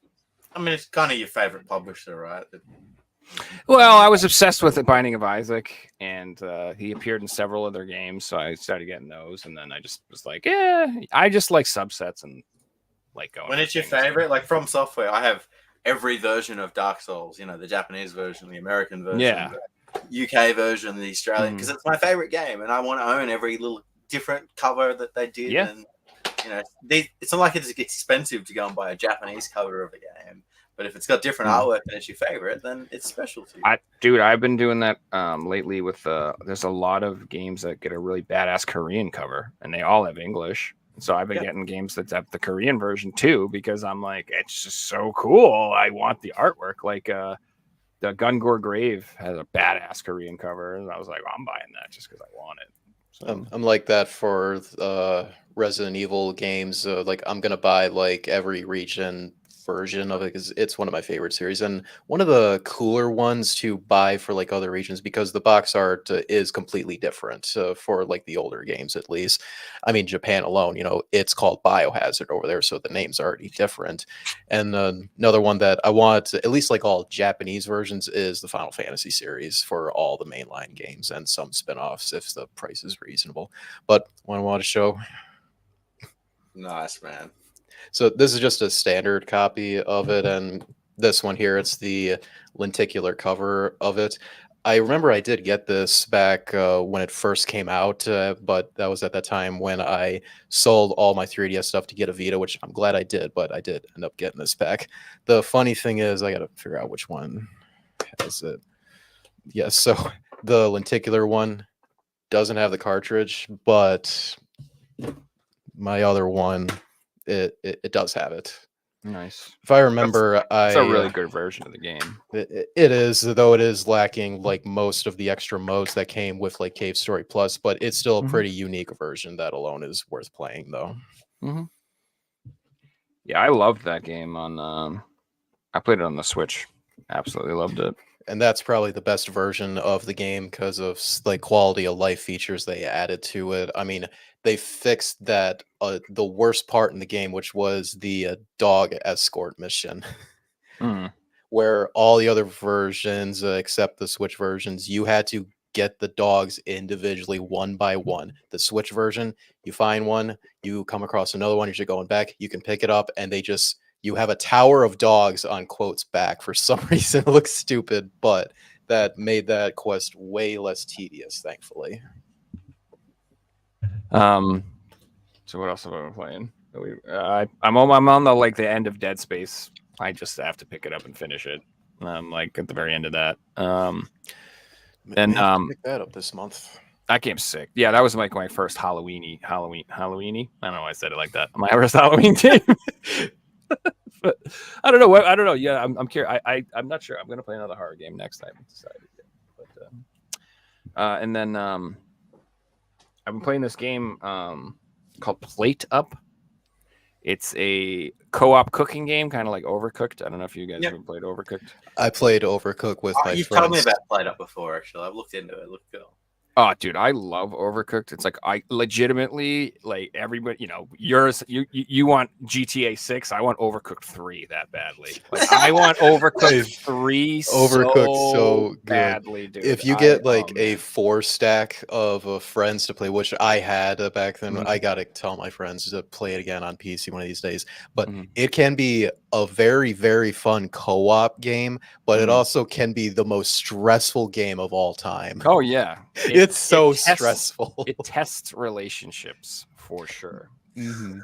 It's very, very simple to Mm-hmm. understand what you have to do in the game. Like for me, I jumped in late when my friends were like way into the game, like late game. So Mm-hmm. I was doing like end game stuff, and yet I was just starting brand new. But I picked up really fast on it though. So it's very simple game to learn. Just you better have the most coordinated team of all time, like way more than any competitive game ever. Yeah, it's Sounds fun. it's literally like it's Sounds like a beautiful team to building watch when everybody's doing their thing and everybody's working as a team and this guy's doing that, passing this, and it's all like this big machine. I love it. Did you Um, ever get to the level where it's I've beaten the whole game like 1,000 you've beaten the times, whole? Oh my God. yeah, we started the game. Like we're insane. Me and my girlfriend are obsessed. We stopped playing when we came across the level where there's like a cross of like a whole crevice, and you had to have someone get on like a moving platform, and like one person With had the to like turn switches? something. Yeah, Like when dude. we first saw that, we had to pause and like try to think of what we're supposed to do, and it was like, Mhm. screw this, we need a break. My brain really hurts right now trying to think of That's so all our Overcooked games would either end in like, oh my god, my brain hurts, I can't do this anymore, or a huge fight. That's the only way they end. That's the only way they end. Where it's like, put the thing in the put it in the thing. Put it. It's on fire! God damn it! Why did you do it? And everyone's yelling at each other. That's the end of the game. It's so stressful, but at the same time, so much fun. It's like it. I love it. And Sounds like a game we should all play together on stream. dude, that's what I was trying to tell you. We should play it on We stream. should, yeah. When great you get a game. 4-stack, I'd be all for it. I do have Yeah. it. I do have all of the. What was the all-you-can-eat edition on Yeah, I have PS5? that. That's all the games in one, right? That's the best version. Yeah, you I want got that version. years ago, so yeah, I have that at least. So the very first game was missing some quality of life. Like you can't like throw stuff to each other, and like some of the like you don't have as many options of buttons and stuff. So the all you can eat version gives you like all of those features in the for the first game too. Okay. So it's really the version you want to play. Anyway, the whole point of that was Plate Up is a game that's not available physically yet. I think it's coming out in March, but it was on Steam, and I saw the ad for it, and I was like, I ain't waiting until March. I want more Overcooked in my life today. And it's basically like an Overcooked clone, kind of, but it's like a roguelite. So it's like never ending Overcooked. So it's what I that's wanted. Yeah, it's just you can just keep playing it forever, and it's definitely not the same. And there's definitely differences about it, but it's definitely scratching that itch. Like I love it. So Plate Up is what it's called. If you're looking for a May have to party look game, into it, co-op yeah. game, yeah, couch co-op. It's not a one-player game. It's not. It would be a terrible experience. I don't think. Yeah. It's fun. But if you do have friends to play with, girlfriend to play with, something like that, it's one of the best co-op games, hands down. Love it. Nice. I've really been putting in a lot of hours playing games lately. I'm enjoying the new FIFA. That's my little like casual thing where I'll do eBay work and I'll do like 5 listings, play a game, do 5 listings. I don't know if you guys obviously don't play FIFA, but people watching, there's an award ceremony at the end of a year in career mode. The first time they've ever added that. So my mind blew the other night when I was watching an award ceremony for my players. Apart from that, I've almost finished Starfield. I'm pretty close to the final mission. But the game that I've been really putting hours into is GeoGuessr, and I'm probably putting in like 5 or 6 hours a day on really learning the game. I studied Brazil for like 4 hours yesterday and learned all the Brazilian phone codes. So that's how into this game I am getting. Nice. But I'm streaming it too. If you guys want to watch, I'm streaming it over on Twitch because it's got such a big community over on Twitch where I don't want to split my stream up and do things like that. And it's got some really fun games that you can play with Twitch. So if you guys want to get it in play, it's a paid game, but if you're playing with someone, you don't have to pay, so it's free. I'm going to try and stream Tuesday, Thursdays, and Saturdays at the same time. So starting tomorrow at a certain time, I'll really start to try and stream. On top of that, there's a World Cup for GeoGuessr starting tonight. So yeah, if you want to check out the game, the World Cup starts tonight, and it's probably the best time to ever check it out because it's all the best players in the world are all in Sweden right now, and the World Cup starts in like 5 hours. So yeah, it's pretty exciting. Now, how did you know they're in Sweden? Was it the street signs or was it the cars? Like, yeah, it was the street signs, and the O had 2 dots above it, not the slash like Norway. Gotcha. Yeah, GeoGuessr makes me feel really ignorant. That's all. It's one of those things that I thought I was good at the game 6 months ago, and now that I'm still playing, I watched a video of me playing it back in the day. I'm like, oh my god, how could I have not picked the country from that street sign? Or that's Portuguese. Why am I talking about Spanish countries? But it's good because you don't feel guilty in putting in like 8 hours a day because you're learning something.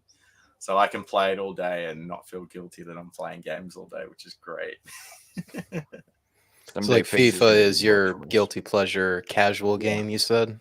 Yeah, if I'm not working while playing FIFA or haven't done work, I'll feel bad.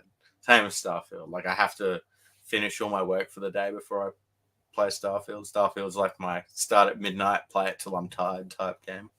I think mine recently is probably Apex Legends on PC. I used to play that a little bit back then. I got about like 100 hours into it.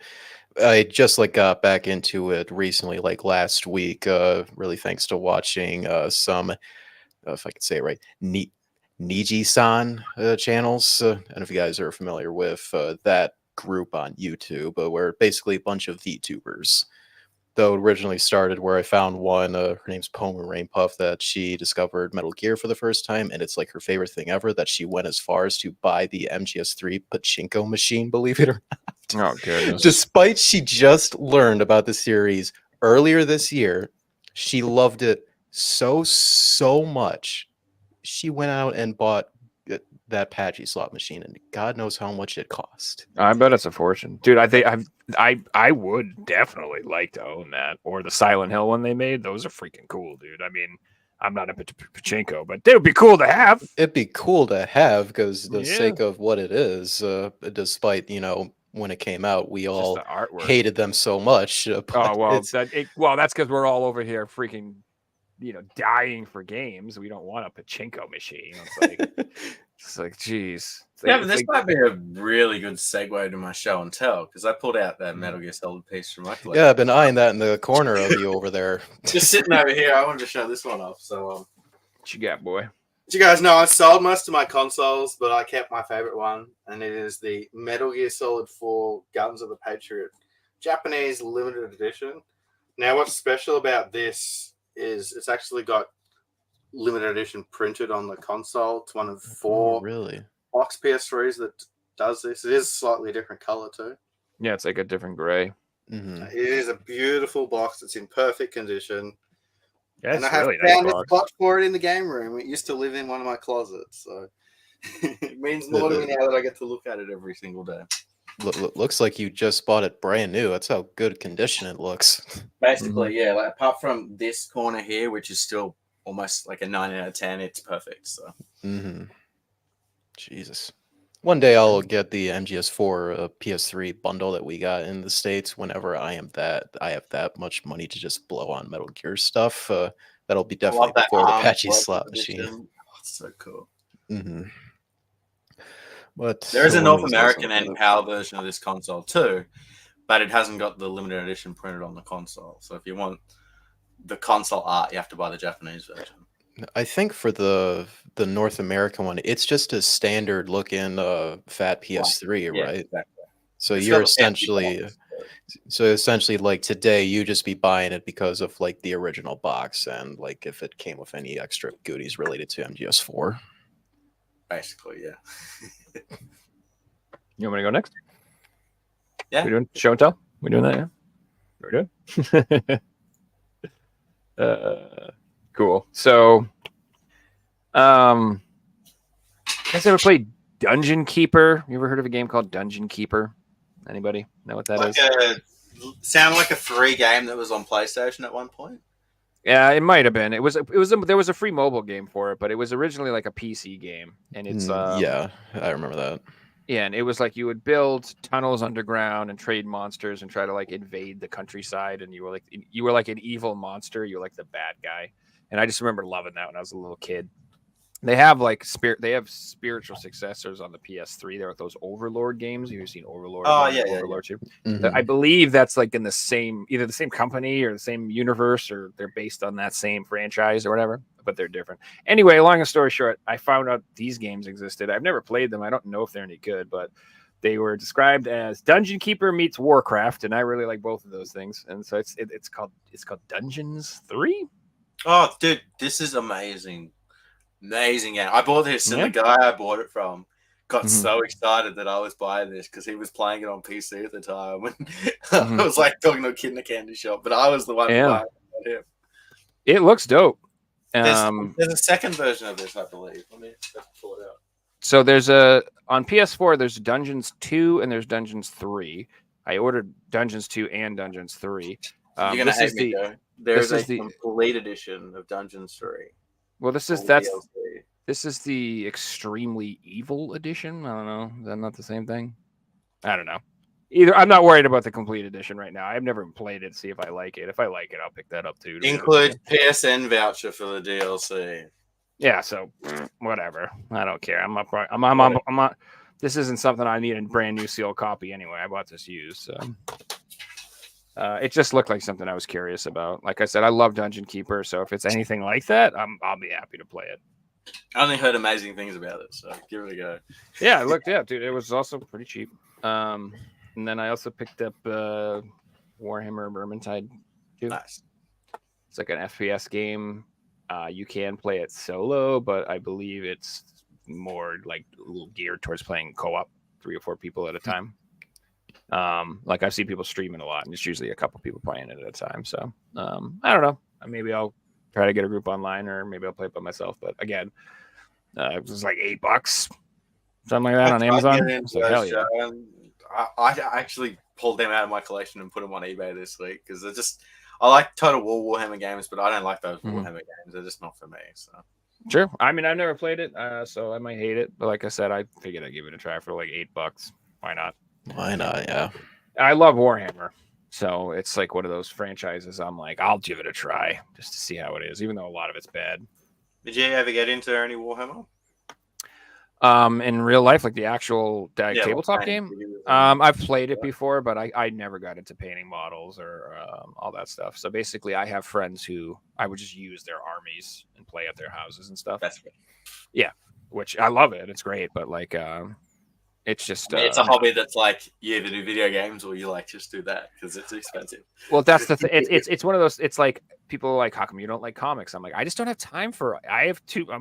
I collect. I'm into guitars. I'm into fucking games. I'm into like records. I don't have time or money for more stuff. All right, freaking. I gotta work anyway. I also got Guilty Gear XRD Rev 2.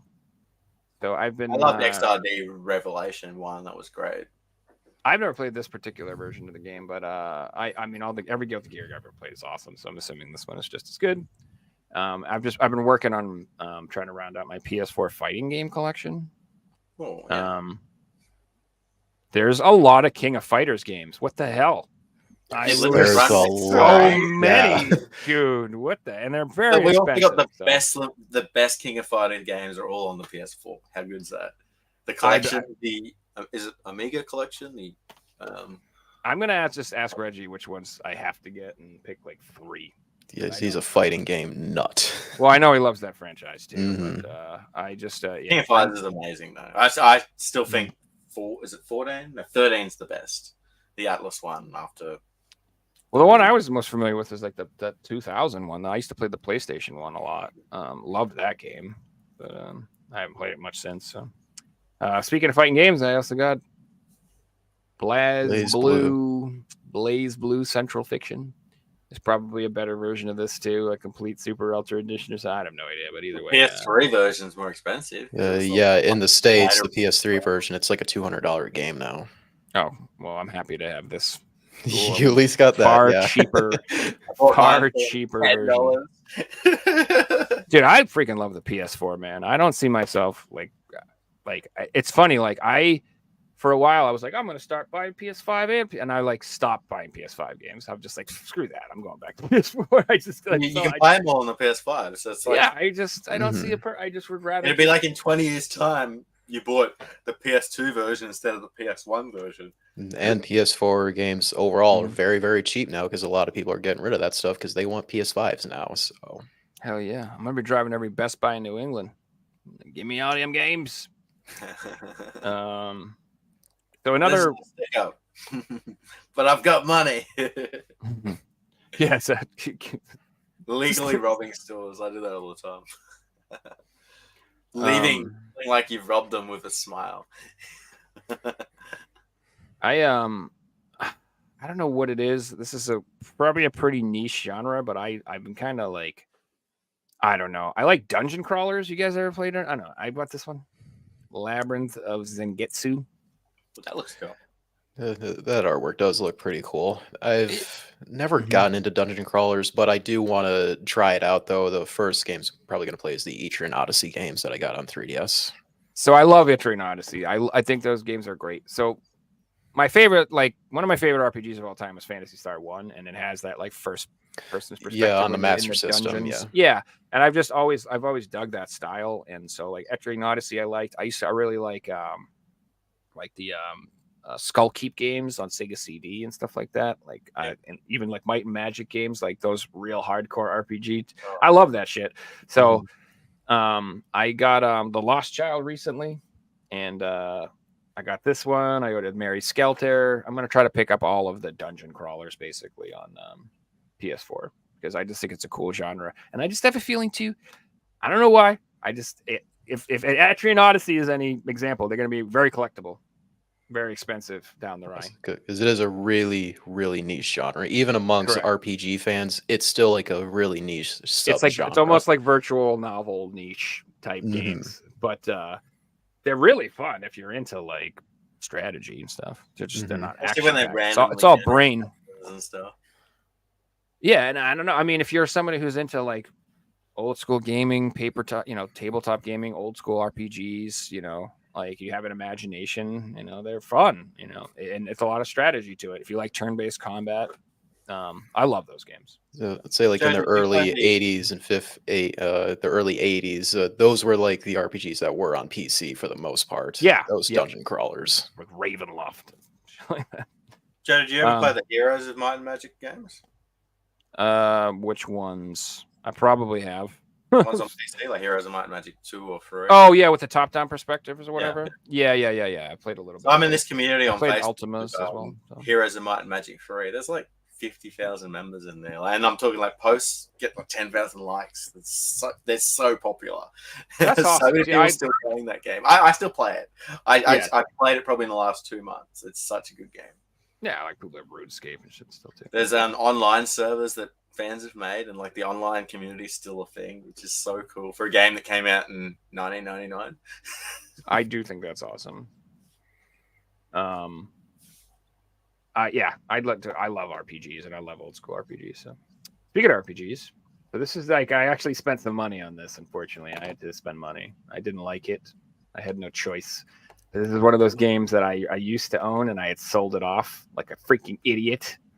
And so I had to rebuy it for like way more than I got for it when I sold it. Pissed me off, but it's not that much. It's just I picked up finally Dragon. DQ8. Yeah, this is irritatingly expensive because you can get it on PS2 for pretty cheap, and the PS2 Mhm. version's dope. But gotta have it on my 3DS collection because I have to. Dude, I had all of the Dragon Quest games on DS and 3DS. I had 4, 5, 6, 7, 8, 9. I sold them all. I'm So, only missing rebuilding them now. DQ4 on DS. I have both 3DS games myself, and I think 4 is the only one I'm missing on the DS, not including like any of the spin-off stuff, but like the mainline games. I'm just missing 4 on DS. I'm Yeah, I had missing them all. Switch, the builder games, and they are so expensive. And I really want them because they're so much fun. Which The one's Dragon Quest? Yeah, all those games are sick. I got them on PS4, but I want them on the Switch because I want to play it on my Switch. It sucks. They're like, I don't know what the Australian copies are, but the American copies are like $70, $80 to get Dragon Quest Builders 1. And I think 2 is like 40 to 50 or something like that. Mhm. I'm just gonna look up the Australian copy because it's probably like $200. Everything else, everything in Australia, just add another 100 on top. Yeah, essentially, yeah. It's They ridiculous. they screw you guys over. Terribly sorry about that, Pixie. Well, it's like everything that gets released, they get like half the amount, I'm I assuming. know, right? It sucks. So, or they get a PAL game with a sticker on it. Some crap. All right, here we go. Here's the best pickup of the week. The prime pickup. I saved the best for last, which is insane because you get the PS4 copy for like $5, dude. I know. It makes no sense. Right? But yeah, I had to pick this bad boy. It's been on the list. Holy Grail. Yum Cook Star. Yum Cook Star. Says in the back, "This ain't your mama's kitchen, boy." It's yeah, I just got it for my girlfriend. She likes these games. So. You probably like it too if it's anything like the cooking simulator you're talking about. I do like these games. I mean, I like to say I buy these games for my girlfriend, but I should do. That's something we should do. So I should show off my cozy game collection, like all my farming sims and I have so many that I bought for my girlfriend. Mm. I love that genre too, Joe. We could do a whole episode on like cozy. Dude, we should do some videos. We should do some things. That'd be so, yeah. And that's all my pickups. All right, go through mine then. Don't have anything special, really only like 2 things of note. But first thing, this is an NES game. What? Man, Fixie are having a Mexican standoff with the thing. And then we both like polite, and then we both try and walk at the same time, walk into each And then other. we stopped at the same time. But it's like we're both trying to walk through the same door at the same time. Anyway, Jesus. go ahead. So first thing, it's an NES game. It's called Dragon Power. Hold up, is my camera messed up? Yeah, we posed in a really happy spot. So it's all right. You did. You're like, I don't know what's wrong with the camera today. It's been acting weird, but all right. First game, it's Dragon Power for the NES. Nice, Don't you love that label Nice art label. right there? Looks great. I know it's hard to see, but that's a Clean nice label for a though. page, Yeah, definitely. very clean. Good very quality. definitely fits the style of the 80s back then, you could say. But fun fact, this is actually a Dragon Ball game, believe it or not. That's like cool. like the characters, they are literally Dragon Ball from the original series, not the DBZ. I can see it now that series. you mentioned that. That's really cool. Mhm. The gameplay, it's there are sections where it's like top down. Oh, this is not even Dragon Ball Z. You're saying this is like from the old Yeah, Dragon the Ball? the original Oh, Dragon wow. Ball that came out prior when Goku Okay. was like an infant or whatever it was. Yeah. But it's got a top down perspective that's kind of similar to the original Legend of Zelda, and then there will be some like rooms where it's like a normal 2D plane, kind of like Ninja Gaiden, let's say. It's probably my favorite thing that I got, and I did show this off last month. The MGS Legacy Collection, the art book bundle specifically. I did have this game. Right? Yeah, it is pretty valuable now. Like ever since the Master Collection was revealed, like the value of this and the original HD collection went up because essentially, like this is the same thing as the Master Collection. So we're just going to charge you guys essentially the price of a brand new game with this release, but a little bit more because this does include like an art book bundle for this version of it specifically. But the reason I got this, not just because I'm a Metal Gear fanatic, but my original copy right here, it has a major problem that I don't know how this happened. You see on like the very back how Say water damage, yeah. I'm guessing that's water damage. I don't ever remember spelling anything on this, but I just randomly took it off the shelf and looked at the back, and my heart died literally Mm. inside. Maybe humidity. Possibly humidity, don't know. But regardless, I wanted to get this anyways because of the art book, anyways, and it's Metal Gear, so price It's almost an doesn't matter interesting for one, this. that, because that got reprinted in 2020, but the price is already back up to what it was prior to it being reprinted. So it's like one of those games. It doesn't matter how many copies are out there; they're all going to sell out, and people want Metal Gear Solid in their No, collection. oh yeah, people want Metal Gear definitely nowadays, thanks to all the awesome announcements recently. I would Um, like to argue that when the PS5 version comes out, will that drop in price? Because there is then a better way to play it. Possibly, who knows? It's hard to say in its current state right now, but we'll just have to wait and see what happens with it. I really can't predict anything with that. So next thing, this is a Japanese import, and just bought it because I thought like the artwork is a pretty cool alternative compared to what we got. It's Wild Arms Altered Code F, the Nice. Japanese version on PS2. That's cool, man. The just like the art style is like completely different compared to what we got. I think it was like a complete white background almost, and the characters on this are like way more prevalent on this. I think for like the North American art, it's like they're like much smaller on here. So just got it because it was like $10 compared to the North American version, which is like $140, I think. Yeah, that right there. Yeah, it is.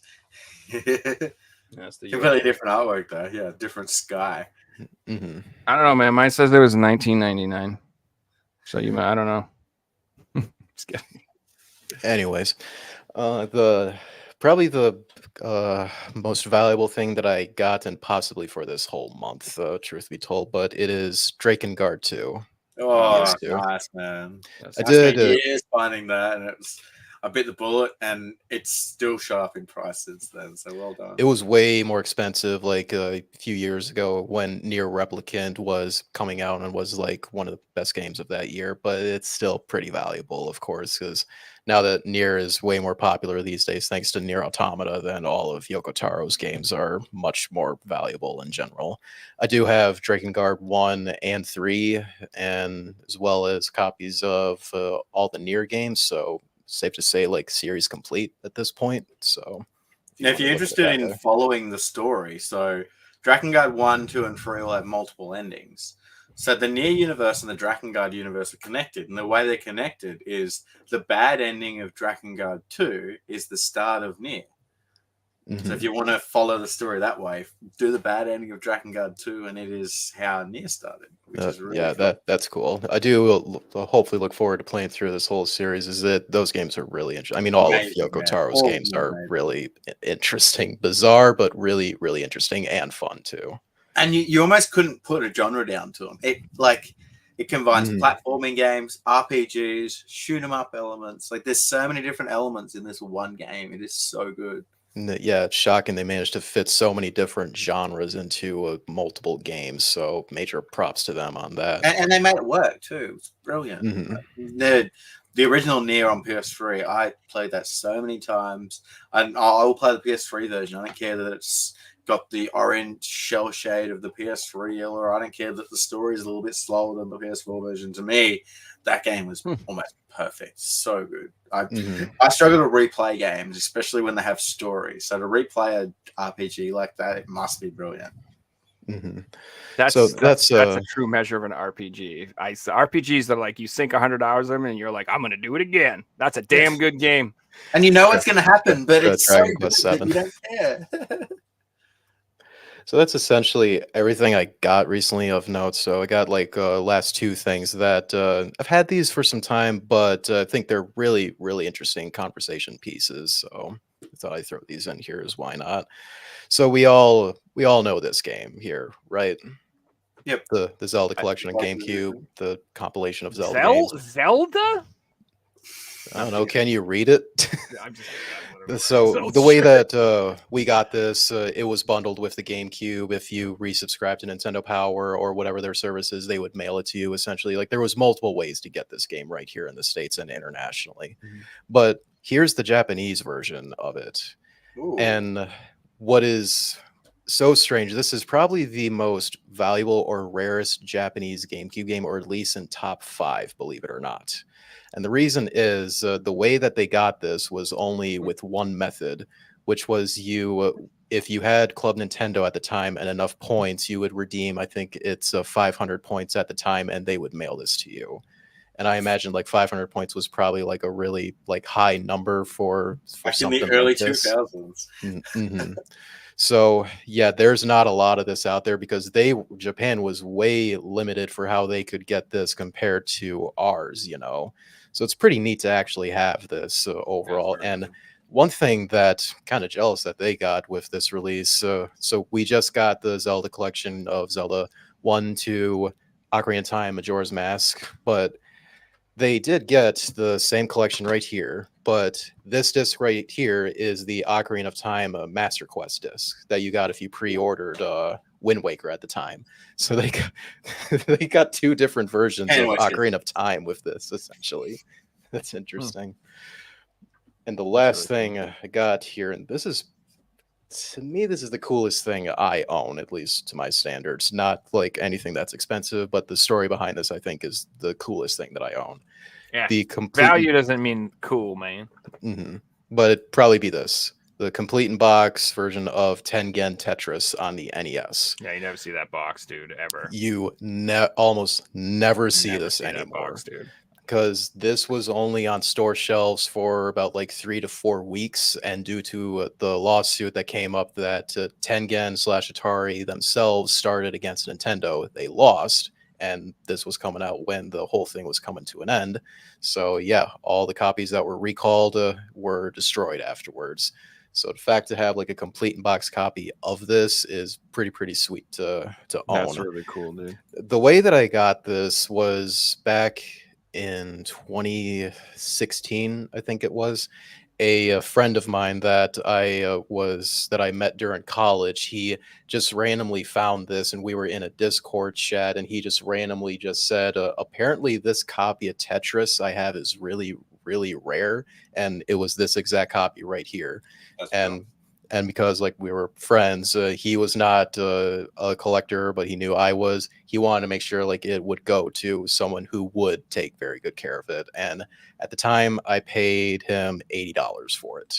And nowadays, it's like how much? Good God! If you ever find it, it's not that crazy expensive. Believe it or not, given like what this is, but at the same time, you almost never see it these days. The box, I've seen the cart. Tons. The box, I like never see that, dude. But it has all the extra inserts, not just the manual, but everything else it originally came with too. There was a recent sale for the Mega Drive version. Are you guys aware of the Mega Drive version of Tetris? There's like only isn't that like unreleased version or some shit like that? So there was a recent sale 2 months ago, and it sold for $141,000 US. Like, oh my God. Huh. Yeah, so that's got to be like some rare unreleased promo version or something. I believe there's 11 of these exist. I know the last gamer did a video on this game a few years ago. He might have even said there was 5 or 6 in that video at the time. But yeah, that's insane. But they pop up. Like one sold the last couple of months. You know, that's an insane price. Yeah, that is. That's not graded. That's not sealed. That's how it is. Tetris of all things, huh? Yeah, Tetris. Probably the most popular game of all time, arguably. That's awesome, though. Hey, what's up, Telly? Now I got the Tetris music stuck in my head. That a show. Devin, thanks so much for coming back on, man. And guys, be sure to tune in next Friday because Joe won't be here, and special co-host will be Devin. And we welcome Mike Higgins to the show. Mike's a big PS3 collector. He's one of the oldest members of the PS3 group. He's got an amazing collection, lots of sealed heavy hitters, so it should be really good to chat to Mike. And as well as Mike, we've got Jason coming back on this Sunday. You guys all love Jason's previous episodes, so be sure to jump back in. We're going to be chatting limited run game news, limited rare game news. We've got some conspiracy theories to dig in. It should be fun. And yeah, thanks for watching, everyone. If you haven't already, go subscribe to dStreet over on YouTube. Closing in on 1,000 subs. Let's get dStreet there before the end of the year. And hell yeah, everyone. Yeah, man. Thanks for coming on again, Devin. Yeah, sure thing. Good night, everyone. Later, See you everybody. guys.